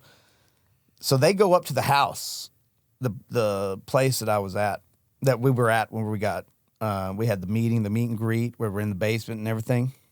And I was not present at this. So this is all, from what I've heard. And I'll tell you that a lot of it came at the beginning, and then over time, I started piecing more and more together. So I guess they go in there and they tell them, like, we're the 1%er. You're not. Nothing's off limits for us.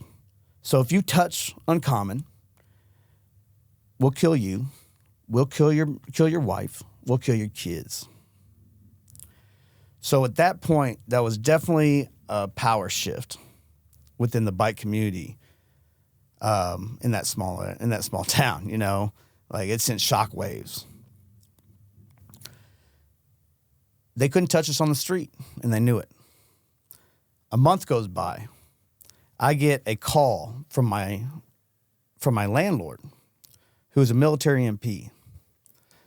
And he's like, I just sat through a 20-minute briefing on the new leader of the new outlaw organization in the area, Uncommon Brotherhood, and they basically went through your Facebook for 20 minutes.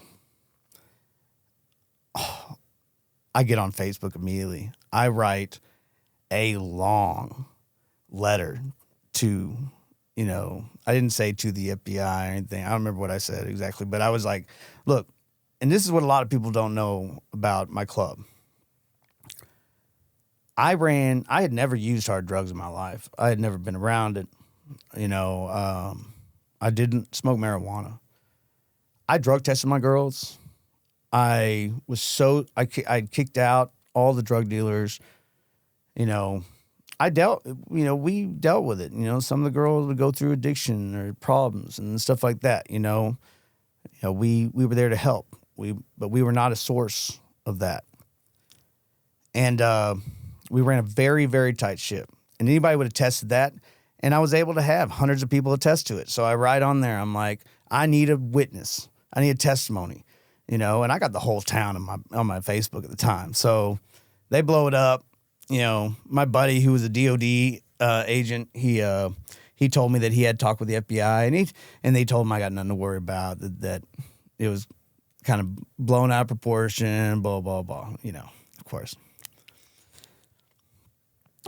So this is all kind of alleged. This is straight from a sheriff.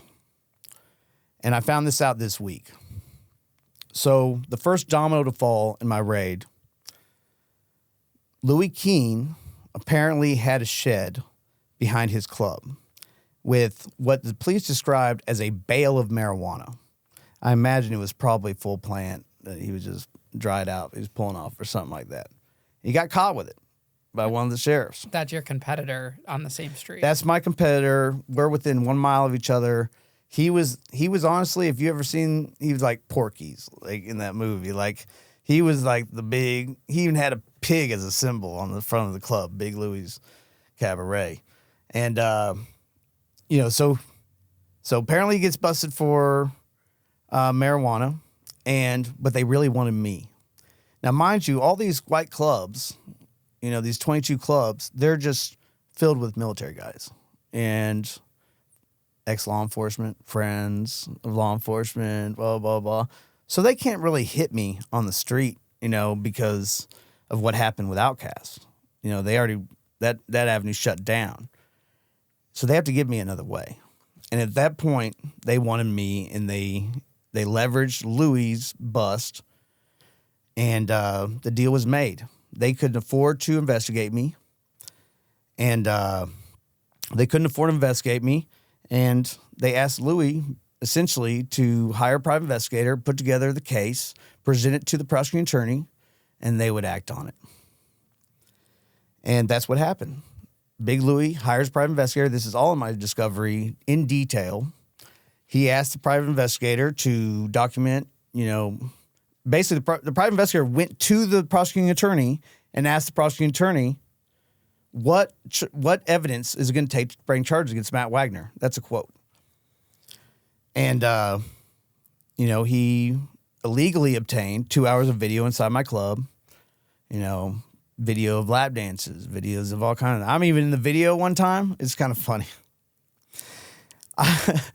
The guy walks up to me and he's like, man, it's really hot in there. And I was like, well, I keep it hot in there so the girls keep their clothes off. I was like, you know, a little known fact about strip clubs, if it's a little cold in there, you got to fight the girls they all want to wear their jacket. So, you know, anyway, I said that to the guy on the camera. So they took it. They took that evidence. It showed me open after midnight. It showed that the girls are showing their titties, their nipples, they're showing their ass, they're showing their vagina, How did he get this? with a lapel cam. He had it on him he and walked, he wore it. Okay. Yeah, he had a lapel cam. Okay. It was like I don't know what exactly it was, but he was getting lap dances with this camera on him, all kinds of stuff. So, another loophole that I was taking advantage of that I couldn't get in trouble for was I was selling cups. I was selling $10 cups from the bar. Like red, what do they call them? Solo cups. Selling solo cups, but they had a symbol on them and a number. And the guy outside who had bought the keg in his own name, 1 or 2 kegs, sometimes 3, and you could buy the cup and it was unlimited beer all night. $10. And that was legal or illegal? They couldn't charge me. They weren't able to charge me with it. They did charge. So I take that back. They charged me, but they were unable to prosecute me with it. It was dropped. So did this all stem because you joined a motorcycle club and you were bringing that attention to it? Is that why the competitor was after you? Well, the competitor's been after me for years. So we had a long-standing, I'll tell you, just movie-esque. He's my nemesis. He's my nemesis for years. I mean, we've gone head-to-head, and this is the emergence of Facebook. So, we're going head-to-head online. We're trolling each other, all kinds of stuff for years. We were the only 2 strip clubs in town. We were Juice Bar. He was Juice Bar, and then he also had another bar there. He had a big complex. But the difference between my club and his club over the years was that I got rid of the trash, and he picked up my trash. And so my club, you go my reviews online. They're still standing. On my Facebook. The Facebook is still growing. People still follow it. People, it's got tons of reviews, and we were known for our girls. We were known for having a higher class of girls, and essentially we had the best. I'd say we had the best lineup in the Midwest. And to think that it's all a military town, but I'll tell you that it was easy to get girls to come out once they tasted the military money. You had young, and then they're dancing for 19-year-olds. They're dancing for 20-year-olds, Marines. They're in shape, and they're horny, and they've never seen a nipple in their life. And, boom, boom, boom. The girls are making thousands of dollars, a night out of the middle of Missouri. So, we're taking in every pretty girl that graduates from every small town high school around there. What do? You going to college? You can't afford that. You going to work at a dental place, But did the creation of the motorcycle club trigger him to escalate it to the next level? So that's what made the locals want me so bad. That's what made the police want me, I believe. I had pissed off they had taken all that shit, from beginning the club and Outcasts, and it had all been placed on me. Mm. I was the loudest one. I was the open one. I knew we were in trouble when, literally the police started kicking people off of our property saying this is uncommon Brotherhood territory. Off my property, off my club property. I'm like, oh man, they see my club as the clubhouse. And so what comes with, 1% bike clubs and strip clubs and girls, and they're like, oh, definitely drugs and, prostitution and, the list goes on, obviously that, this is Sons of Anarchy era. They're watching it on TV. And then they see us. Yeah, you kind of put a target on your back. Big time. Big time. And I'll tell you that I didn't give, at the time when I was doing it, I didn't give a fuck. Like, I learned,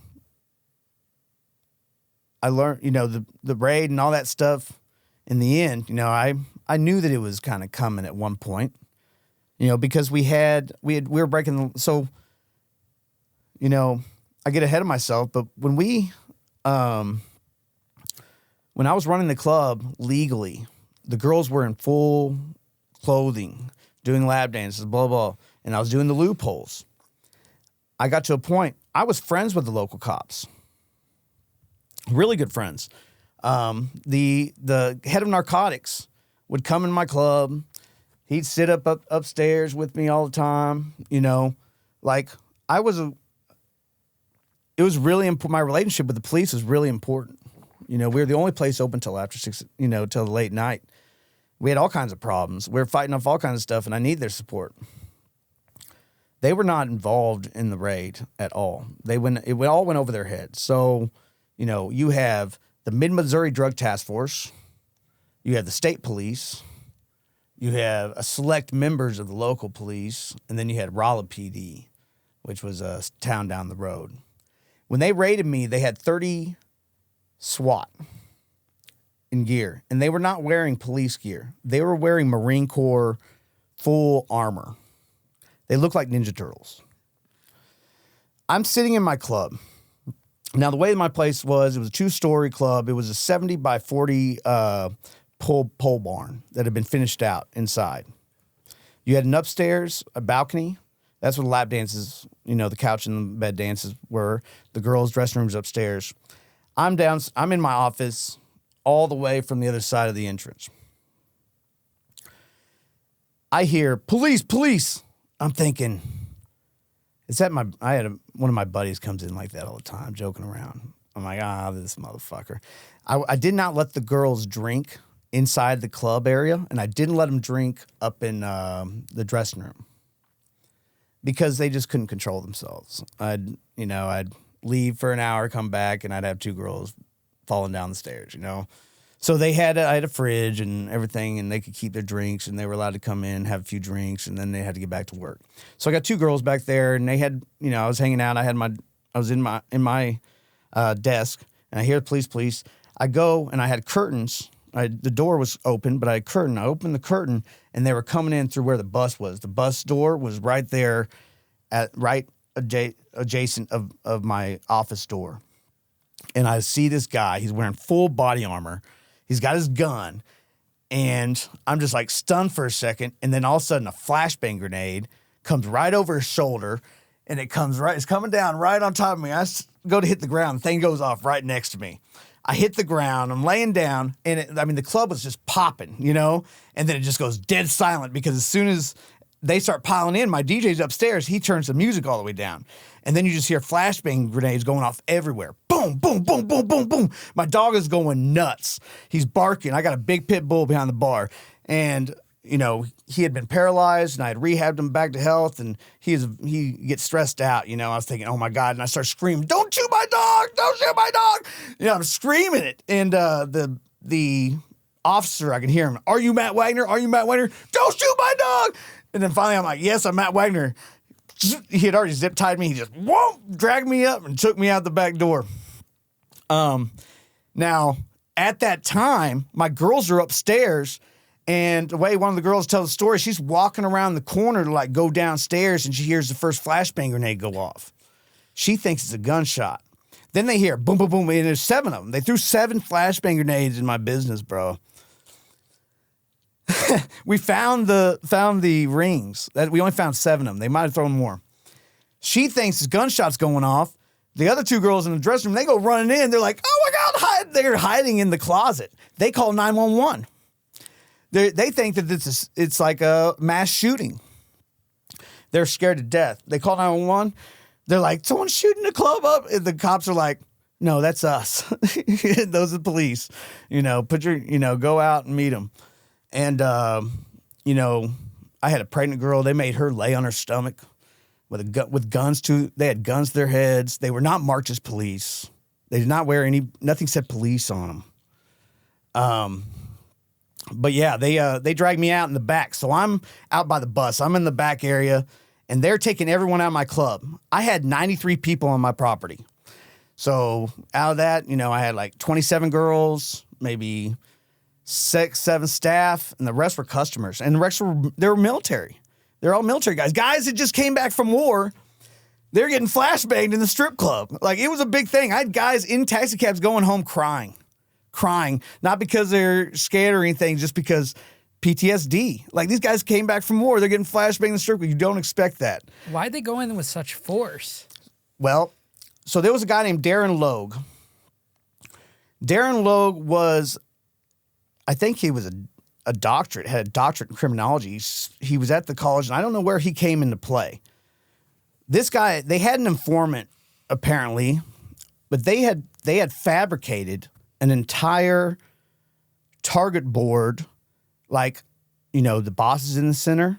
So they had me in the center, and they had every single one of my friends in my bike club had a different job, and they just made it up, And none of my guys did drugs, not a single one. But, they said my DJ is selling heroin, and my security guard is selling ecstasy and pimping the girls out. I would never trusted him to do that, honestly. And then I had another guy that apparently they said dope. He ran dope from. They had created this whole story on paper, on one of the things it said it was one of my friend's wives. It said was seen with Wagner and ran in random places, and I'm like, he comes to me, he's like, "What the fuck, bro?" Like I was like, "Bro, it's not true. It's not like none of this stuff is true." It said he was my assistant. I was like, "Are you my assistant?" He was like, "No." I was like, "See, it's not true." And at the end, it says Wagner's outlaw motorcycle gang, Uncommon Brotherhood. And then they had just pictures of us together, just scrolls, pictures. One of the pictures, the Kubrick stare is? Kubrick stare? It's that? Like, it's a horror movie thing, It's like, anyway, they had pictures of me just to make me look as evil as possible. And so the night of the raid, they were inside my club. Now, they had done one night investigation. The only night investigation they had done was the night before where my girls got topless and told them they could come back tomorrow for beer. So that's it. That's all they got. That's all the police have. My competitors got 2 hours of video, which really couldn't be used. It was just a means to an end. They had, so that night, they had undercovers inside my club all night. And the booze fighters showed up. Now, one of the booze fighters is literally a colonel in the Army. Like, he's an active colonel in the Army. One of the most well-respected guys you can imagine.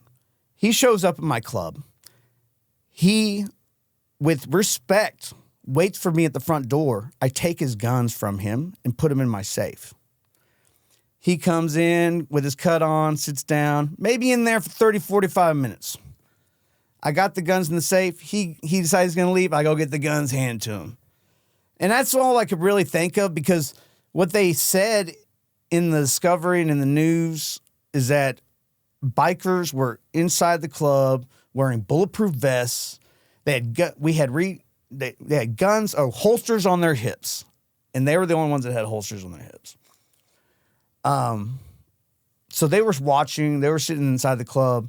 And they saw it as, like the way they described the news, there was an entire article came out from the sheriff that said, Placer County Sheriff defends the use of grenades in strip club raid.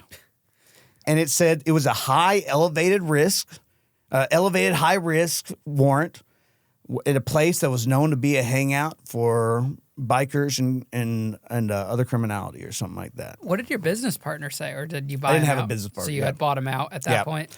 Yeah, I had the club to myself for a good four years at that point. So do you ever think that had you never started your own motorcycle club, you could have avoided all 100%, 100%. I think about it all the time. I think I don't think I would have left. I think I would still be doing it. Wow. So what happens next? What happens to the club? Do you get arrested? The legal process? Yeah, so they take me in the back of the club, and they're like, they hold me back there. Just hold me. And they take everybody out of the club, and they line them all up around the building. And they zip tie everybody. And they got them at gunpoint. And then they take me and they parade me, right in front of everybody. I had to walk the line. I was walk in front of 70 people, zip tied up against the building. They walk me in front of all of them. They set me down, and they're like, they go, where's your DVR? Little known fact that my DVR was not recording. It lit up my cameras, and it broke on me maybe 6 months to 8 months before that raid. That's why they didn't do the investigation. They thought they would have 16 cameras of me breaking the law. When they put me in jail, they take me into, this is the county jail. I still don't even know what I'm charged for. I have no idea. I took my mugshot. I just got a haircut, too. It was a great picture.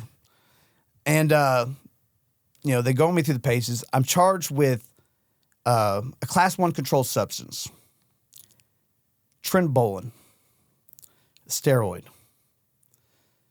which is for animal use only. And that holds a felony, a Class C felony. So they got me on that at least. So $20,000 bond, I think it was. My parents posted a bond. I was in there for 18 hours from inside the club or inside the jail. Well, let me rewind. So when they take me in there, they think of me as this drug kingpin. Like, that's really the premise that they have me under. All the police, they don't know anything but the paperwork. This guy is running a big operation. He might have enemies, high profile. They clear out 3 jail cells for me. They have empty jail cells on both sides of me, and I'm by myself in the middle, and across, they're 6 to 7 deep inside these jail cells. And all night. And finally in the morning, they come in there, and the guys in the other cell, they're like, please, man, we ain't gonna touch that man. We had no problem with that man. Like, please let us back in our cells. So they let everybody back in their cell. I'm in there for, 18 hours. I'm making phone calls. I'm like, all right, you need to get this. You need to get this. We're opening the club. We are opening the club the next night. I don't give a fuck. And so we open up the club. I get out, my girlfriend picked me up. The police had searched my vehicle. They left me a joint. They never charged me with marijuana. I had personal marijuana all over the club. I also had 11 guns. I believe it was no. Oh, they were. So I had one, and it's funny because I bought it from a friend. I told that motherfucker, I was like, if this is a dirty gun, I'm telling him. I'm telling him exactly where I fucking got it. Like, that's the rule. Don't pass it as a clean gun. It turns out that it was a double barrel Derringer. It was my favorite gun too. It's a pocket gun. You know what I'm talking about? Yeah, the little baby ones. Yeah. Okay. And so they end up announcing that he had a stolen gun. It was stolen from a DEA facility in Seattle. So, I'm telling the prosecutor, I'm like, you can't get me with that. I've never been to Seattle. Like, I bought it from this guy. So that didn't get, I didn't even get charged with that. But I had guns everywhere in that club. My DJ had a gun. My bartender had a gun. They had guns at the front door, right in my office. They said that I had a gun in my hand at the time of arrest, too. They put that in the news. But you didn't? No, I didn't have a gun near me. I don't know where that came from. Did they go after any of the other club members in your motorcycle club? No, they didn't go after anybody in the motorcycle club at all. But they did charge the girls. They charged like 5 or 6 of the girls with topless dancing or nude dancing. And at the end, I was charged. At the end, when I got out, I had been charged with 11. I had been charged with So they announced after they let me out of jail. I paid to get out, bail, blah blah blah. I'm charged with the Class C felony. They announced in the news we expect to charge Matt with 48 charges of breaking the adult thing. It ended up being 11 charges. At the time, I was being very outspoken against what they had done. I did a community barbecue. I had 250 people show up to it in 3 days' notice. I invited, I'm online. I'm calling them out, making videos, all this stuff. And they didn't like that at all. Then I get the attention. Actually, my girls got the attention of the news. So the news comes out, and they do a story on how the girls were mistreated during the raid. And they just really depicted these. I said, it's almost as if the police officers enjoyed what they were doing. I was like, yes. Because they paraded them around in their pains and bra for hours. In their pains and bra, they didn't even let them get dressed. Like, they just look like perverts. I called them liars, basically called them liar and pervert on the news. I was like, I didn't have a gun in my hand in my time of arrest. I have 2 witnesses, blah, blah, blah. So I'm nervous. Like, I'm thinking in my head, these guys may pull a bullet in my head. I know that might have been thinking, they're the police. And I'm outwardly and openly attacking them online and stuff. So I'm staying in hotels. And I got my boys bringing me food. I'm changing hotels, stuff like that.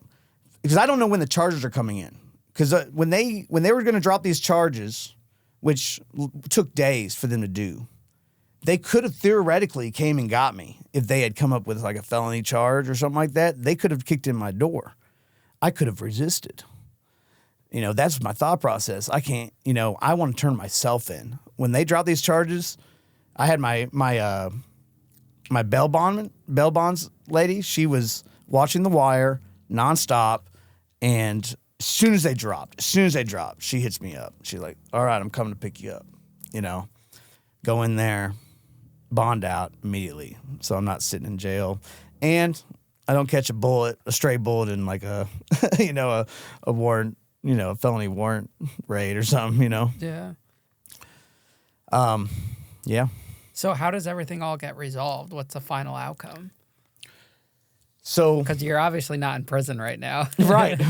Well, they didn't come up with anything. It was a big waste of resource. In the end, they had charged me with 11 charges of running a strip club illegally. So I had a charge for selling alcohol, charge for being open after midnight, a charge for allowing women to dance topless. Now, I've always saw myself as like a freedom fighter. Even with the strip club, we're fighting for, the right for women to show their fucking chests. It's so weird, isn't it? Like, we walk around, especially with now the blurring of genders, it's like, is a nipple really that fucking serious? But it is. It's so serious that they'll use the same force they would use on Pablo Escobar to stop it. But these were all misdemeanor charges. They're all misdemeanors. Okay. They're all $500 tickets. No prison time. No prison time. Okay. So in the end, they had to throw out the steroids. I had, in the end with the steroids, they had put the wrong name on the paperwork. So when the paperwork came, it said I had a vial of testosterone. I'm like, hey, where's the testosterone? Somebody show me a bottle of testosterone. And they were like, fuck. And then they made me, so in the end, the case is decided inside the prosecuting attorney's office with my lawyer. And it came down to, I was like, I'm speaking very candidly with him because, I was the biggest donator to his campaign. And so I'm sitting there, I'm like, he was apologizing. He's like, look, they put all this paperwork in front of me. They said that you were selling drugs. They said that you were doing this. I had to sign the paperwork for the raid because he had to sign off on it. Right. And, it was like, you guys can't really prosecute me on any of this stuff. You have no evidence. You have nothing. And it came down to, look, I'll drop all the girls' charges. I'll drop all your charges except for you get to pick 2, and I'll put you on 2 years probation. And I'll even sign paperwork that says that you can leave the area. And I made the deal. And he goes, what 2 charges do you want? I was like, give me 2 counts of allowing women to dance topless. Which were misdemeanors. But, I look back at that. I'm like, my parents were like, why would you pick those charges? I was like, you know what? Because I allowed women to dance topless. And I think that's so, that's crazy that I'm being charged with allowing adult women to dance topless. So do you close the club after that, or does the business dry up because of that? Do you leave the motorcycle club? What happens? Great question. So at the end of my strip club, after the raid, the military didn't make it official that I was off limits, but they're dealing with young military guys, 18 through 25, and after a raid of that magnitude, it literally made every newspaper in the country. It was everywhere. They didn't know what was going on. All they knew is that I did something that warranted that serious of a raid, and so no one was allowed to go to my club, basically. I had stragglers. I had the older guys. They're allowed to do what they want, but, none of the young military came back, not for a long time. Well, not at all, really. And we lasted for about 2.5 months. I kept paying all the staff out. I kept everybody on. My girls, I went from like 27 to 30 girls the night of the raid. When I closed my club down, I think I had 7 that stuck with me to the end. Wow. So you pretty much lost everything, that whole business from that? Yeah, gone. Within 2 months, yeah. We had just bottomed out. And then what happens with the motorcycle club? So the motorcycle club, I think that once I had lost the club, I'll tell you that the power dynamic changed within that club. You know, we were all based around the strip club, you know, as a home base. You know, many of them worked for me, everything. So when that all got taken away, you know, we shifted as a group. And I knew that it was a big source of everything that had happened to me. And I stepped down from the club. And later on in June, about 8 months after the braid, I stepped down from the club publicly. And that club is still going strong. It's an all black. It's not like if you Google Uncommon Brotherhood, it's an all black motorcycle club. It's in 4 states now. You know, and they're still growing. They're in Alabama. They're in southern states, Georgia, and you know, they kept going. You know, I think that there was a little bit of animosity that I had stepped away. You know, they felt like I had quit on them, I had given up on them. But you know, at the time I had gone through so much. You know, like I didn't really want to continue my life. You know, I didn't really want to be attached to all that stuff at that point. Like it had all worn out as welcome at that point. I had lost everything. Do you miss I was ready it? to move on. Do you miss the motorcycle club? Absolutely. And the strip club? I miss my brothers. You know, the beginning of that club, it was so pure. Like we moved as one. We thought as one. We did life together. There was no fight for hierarchy or power structure or anything going on. Like it was brotherhood, the way it was intended to be.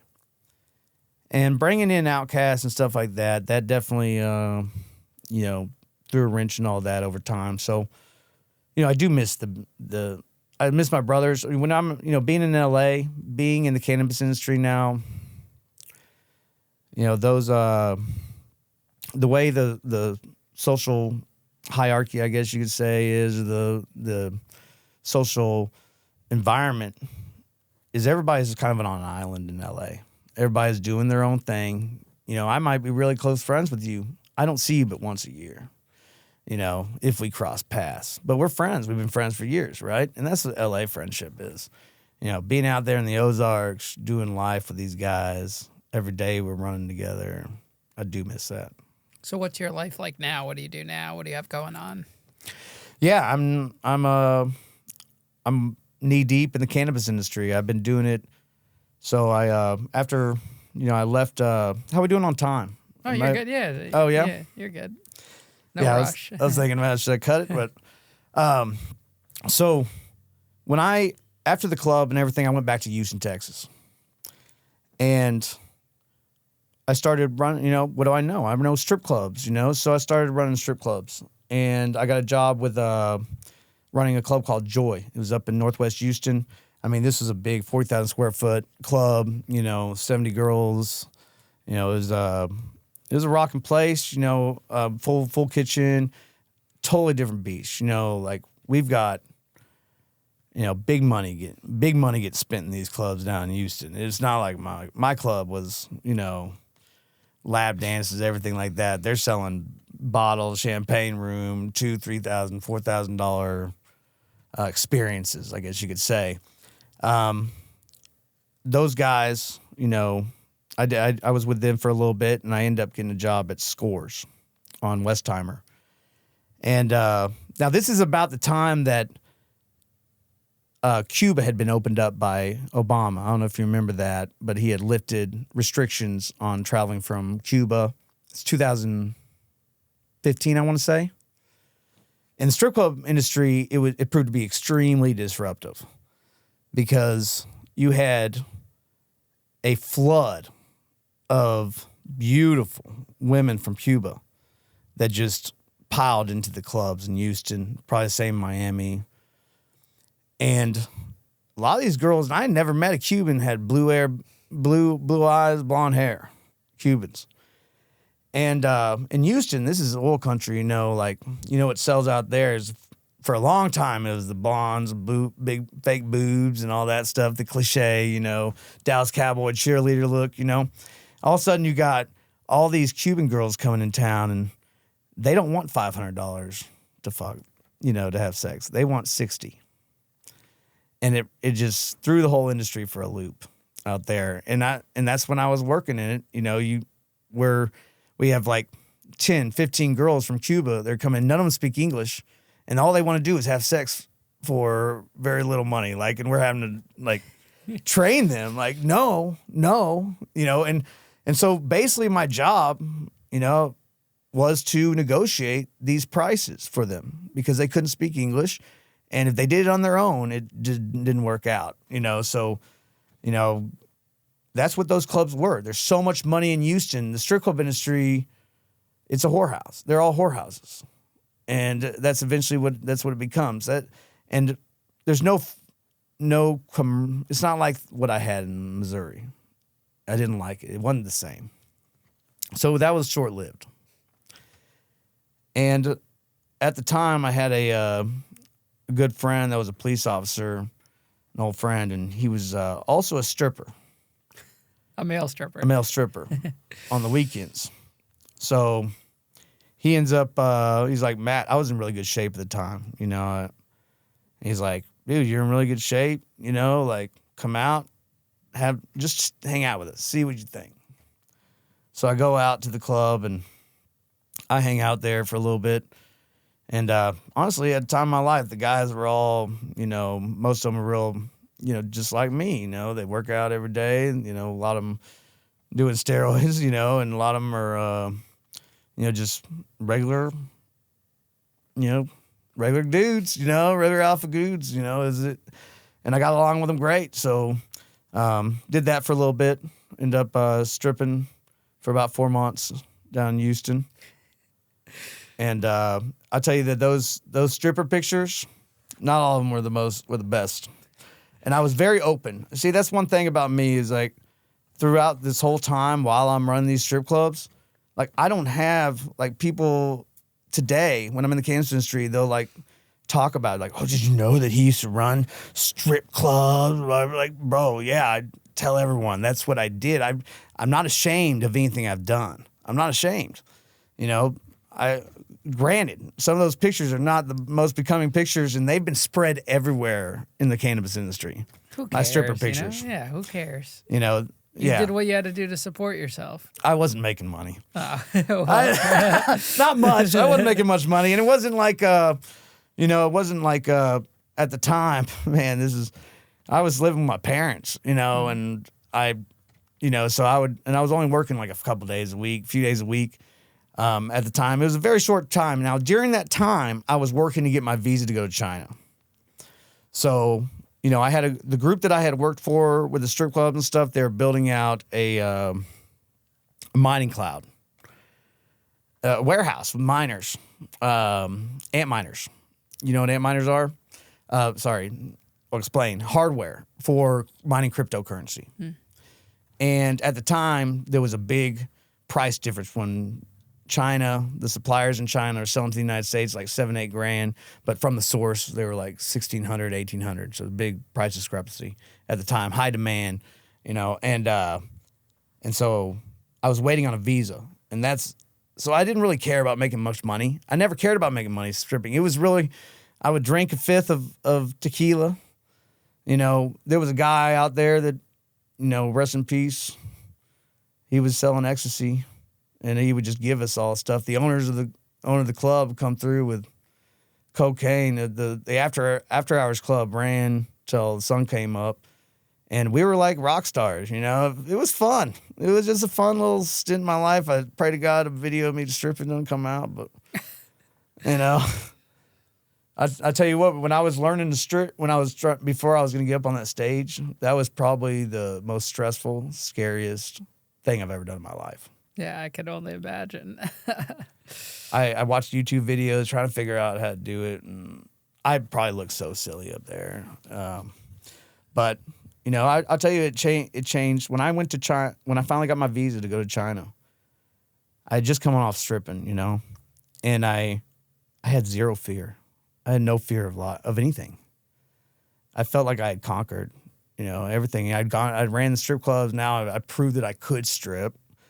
And I proved I could get up in front of, hundreds of people and take my clothes off. Like, what else is there? Like, what I got to be scared of now? So I really dialed in Asia. I didn't turn down anything, any invite, any opportunity. I went to and met as many people as possible, shook as many hands as possible. And I love China. Yeah, I lived in China for almost a year. And then you came back and moved to LA? No, so I got really depressed in China. No one spoke English. The final, I had to leave the country because of my visa. I had a business visa. I had to leave the country every 60 days.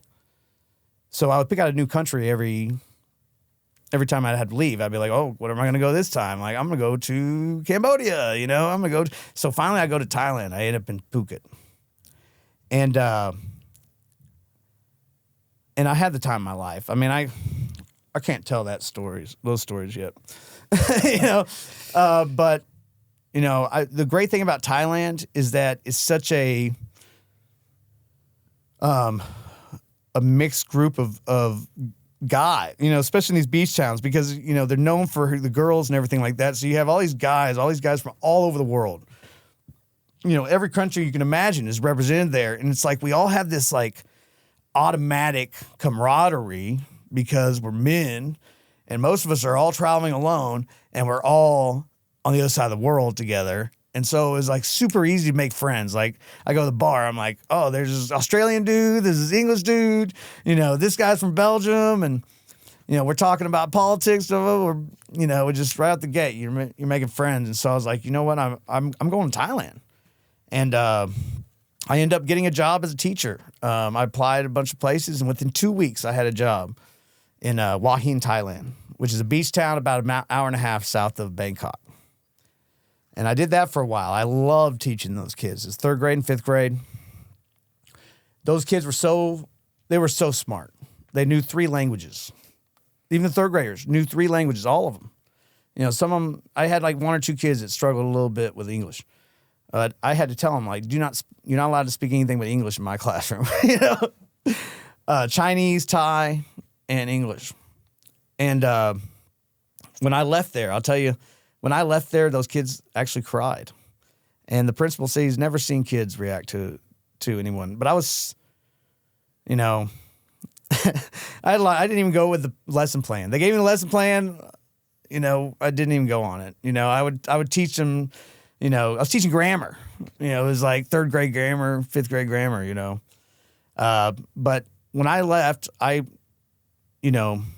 basically I was applying at jobs on the other side of Thailand, and I ended up applying at this school. And I get a phone call back from this American guy who was the owner of the school, and he's like, I see your resume. He's like, what's this on your resume? It's a property management company. And I'm like, well, honestly, that's a strip club in America that I used to own, and blah, blah, blah. And he's like, oh. He's like, well, would you like to do what you did over there? Would you like to do it over here? I was like, yeah, of course. Of course I would, but I don't think that that's possible. And he goes, no, it is. I know the guy you need to talk to. So he ends up introducing me to the Nightwish Group out of Pattaya. The Nightwish Group is an investment firm, essentially, and they invest in these bars. And at the time, I believe they had 17 of them. Are you familiar with Pattaya? No. Yeah, Pattaya is known as the real Sin City. Let's just say that. They say that out of the 140,000 people that are in the Pattaya area, that about 30 to 40,000 of them are prostitutes. The bars, like the first, like maybe a couple miles in, every street, everything is covered in these bars. People come from all over the world.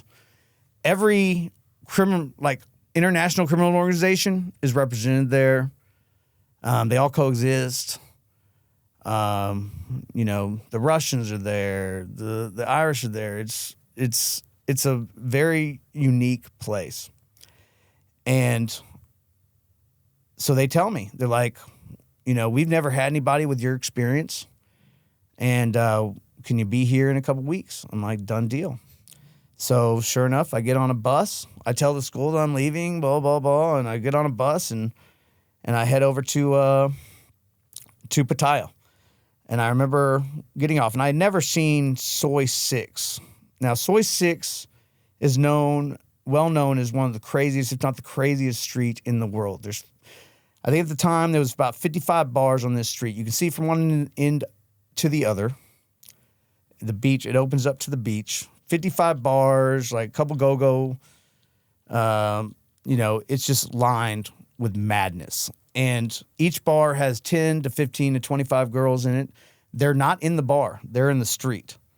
And they're trying to grab you off the street. And I remember I got my big backpack on, and I'm just rumbling down the street, and they're all yelling at, oh, tattoos, sexy man, sexy man. I'm like, oh, my God, I'd never seen anything like this in my life.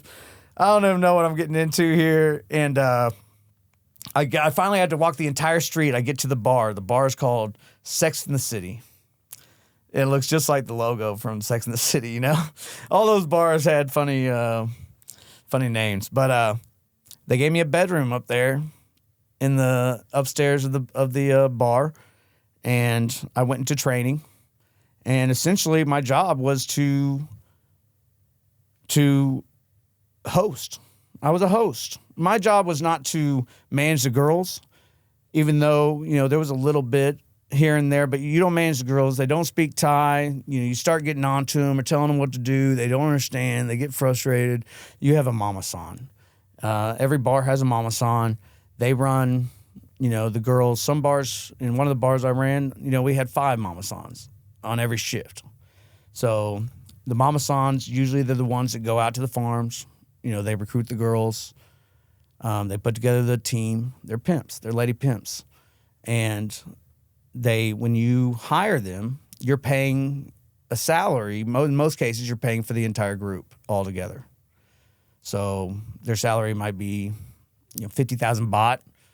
A month is the mama sans to have the mama san in your bar, And, my job was to find something in common with everybody. I had people that would walk into the bar, and I would do the same thing I did from day one in the strip club. I would greet them three steps in. They're shaking my hand. What are you looking for? What do you, where you from? Oh, you're from Belgium? Oh, I love waffles, and you just, you meet people where they're at, and you cater to them, and every bar I touched turned to gold. I went from he moved me from bar to bar to bar, and then eventually I ended up going out my own. I ended up becoming a consultant. Basically, I ended up working for the Windmill. The Windmill was I worked for them for 4 days. I came in and broke their record in 4 days. Made the news, international news, because of the way I told the story. They kind of copied and pasted my story. It was a Bangkok news outlet, and it just went viral. And because of that, I'm in the bar, and the guy comes in. He's like, "What are you making right now?" I was like, "Blah blah blah." He goes, "All right, I'll triple your pay. You work for me now." And now I'm running another bar, and that's how it went on for a while. And the last bars I was running 2 bars. It was Touch and Pulse. They were like go-go bars, and I had, the guy, the owner. Oh man, I want to tell that story. But yeah, he gave me an open bar. I had an open bar. I'm posting on Facebook. This is where I'm at now, and guess what? Through the roof. Everyone's flooding in. It was that easy. And they end up legalizing medical marijuana in Thailand. Everyone was shocked. It was December 2018. At the same time, the Farm Bill went through, which is the federal government legalized hemp. This happened the same month. When those 2 things happened, I knew that my calling was cannabis. I knew it already, but I knew that was the time the bell had rung. And within a few days, I'm on a plane, and I'm headed back to Houston, Texas. When I got off the plane, I'll tell you what, I felt as though I had escaped from prison or something. Like I had just gotten away with it. Like I was like, I can't believe that I had gone to Asia, the other side of the world, done all this shit, and then I'm back home safe. I made it. You lived quite a life. Well, I just don't like doing normal shit. I want to do epic. I want to do legendary. I want to do epic shit, And now I'm to the point where I feel like I'm a creator, I feel like I've manifested so many things that I know what's possible now. And it's kind of freezes me up a little bit because it's like, what do I want to do? But, I still deal with all the, I still deal with a lot of the ramifications of my past, of these strip clubs and people's perception of it. My strip club, my stripper pictures being posted around, people making up narratives about this or that. I'm very proud of my past and all this stuff I've done. But whenever I got to Houston, I didn't have much money. Even running those bars, I was making $30 to $60 a day. Like at my highest, I was making about $90 a day. My rent was $180. So it was like, man, I was living good there, but I wasn't bringing home money. And when I got to the United States, I put in about 2 weeks of concrete work. Packed up my car, had a little under $1,000. I had 2 guns with me, I had an AR-15 shotgun, bunch of clothes, and I thought in my head, like, if I'm going to be in the cannabis industry, I have to pay my dues. I want to learn this, and I knew I couldn't just go the normal route. I had to learn the industry from the ground up, and I had to get the respect. It's like Scarface. First you can. So I go to the Triangle. I go straight to the Triangle. I drive this old beat up. My aunt gave me a car because I sold my car before I went to Asia. Aunt gives me this old 2002, been wrecked from every angle, just beat up. Drive it across the United States. I end up in the Northern Cali in the what they call the Emerald Triangle. If you're familiar with the movie Murder Mountain, I was not far from there. That whole area is extremely secluded. There's farms all through the mountains up there, and a lot of the weed that's gone all the way around the country, that's where it originates. And I knew that if I could go up there and learn the industry from the ground up, earn the respect of the OGs, of the guys up there growing, and then I knew that it would take me on a path. And I end up in the Triangle within a few months. I started out driving a truck up and down the coast from Oregon. Oregon had an oversupply of weed, so they were freezing it. And I was driving it down to L.A., so I was getting paid to do that. That was my first job. Thousands of pounds. Drive from Eugene, Oregon, down to L.A. They were making diamonds out of it. If you're familiar with diamonds. No. It's a form of concentrate. And then shortly after that, my buddy's farm, he had a guy running it. He ends up shooting a gun at his girlfriend, goes to jail. So hits me up. He's like, Matt, looks like you're running my farm now. I was like, oh, shit, So I took over a farm. I'd only been in the Triangle maybe, a month and a half. And I ended up taking over a farm. And I didn't know much about the plant. I was studying like crazy. I was reading everything I could. Learning about cannabinoids, terpenes. I had a handbook. Some of the Jorge's Vante's handbook, famous handbook of how to grow. I had all that stuff, and I just committed myself to learning about the plant. And I was in the Triangle through 2 harvests. And at the end of the first harvest, I'm out of town, and the farm ends up getting robbed at gunpoint with all the workers there. I'm going to take a drink of water. Yeah, of course. So, do you smoke weed? I just do edibles. Oh, okay. Yeah, Mike Tyson's edibles. Oh yeah, I love those things. He's dude, one of the the ear sponsors for the bites. shows. Yeah, I got some Oh, right it's there. classic. I love the ear bites, man. I did 20 milligrams for the first time a few days ago. I was messed up. I normally just do 10. And he's got ones that are shaped like boxing gloves now too, which is really cool. Oh really? Yeah. Yeah, Mike Tyson's like my childhood hero. He's a Yeah. great guy, nicest guy ever. So cool. I ran into him. It was Champs. Champs is the convention I was talking about. Okay. And I ran to him at Champs. He was walking the other way, and I go, Iron Mike!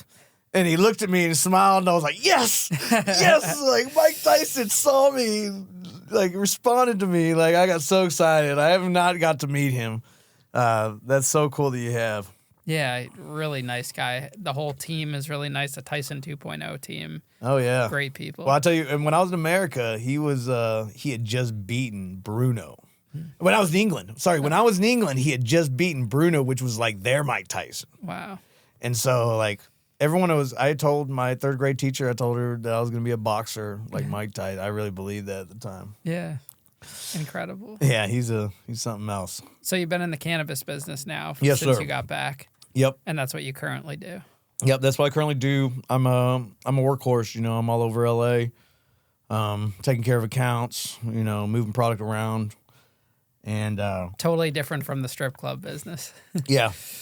I tell you, strip club business, it's not a whole lot different because, we're building something.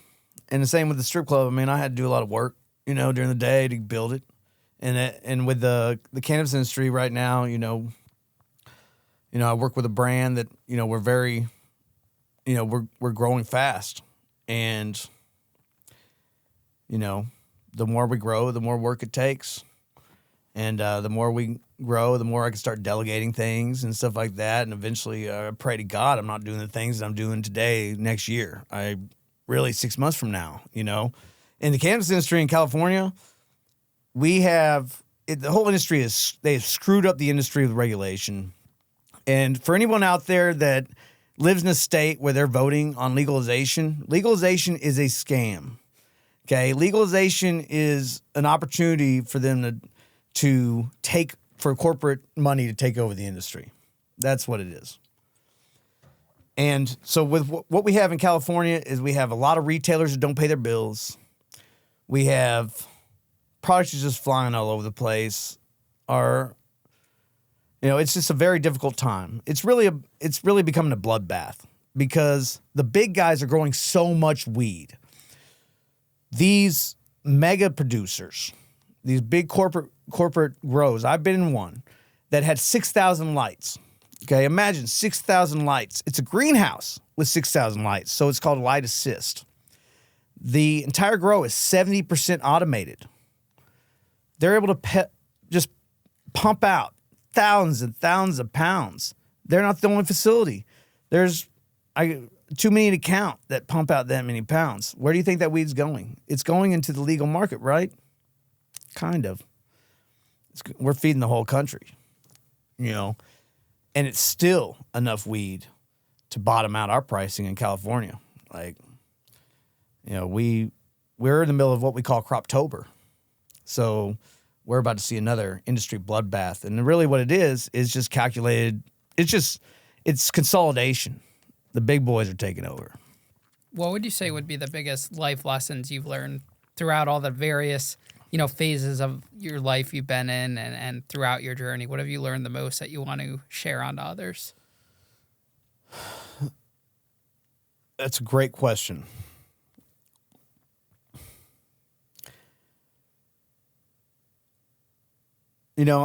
I'll say this. The life I've lived and the decisions I've made are not for everyone. So, having said that, it's just having believing in yourself against all odds, believing in yourself when people tell you that you're nothing. How many times people have tried to take away and reduce me and squash me and destroy me. I've had people go as far as trying to hire a hitman to get rid of me. And I'm still here. And I never stopped believing. And I've had my moments, but I never stopped believing. And as long as I keep believing, anything is possible. At this point, I see these guys in their small towns and they're doing the same thing that we're doing 15 years ago. And I, in a way, envy them a little bit. I'm like, man, how would that feel to be content like that? I don't know if it's possible for me.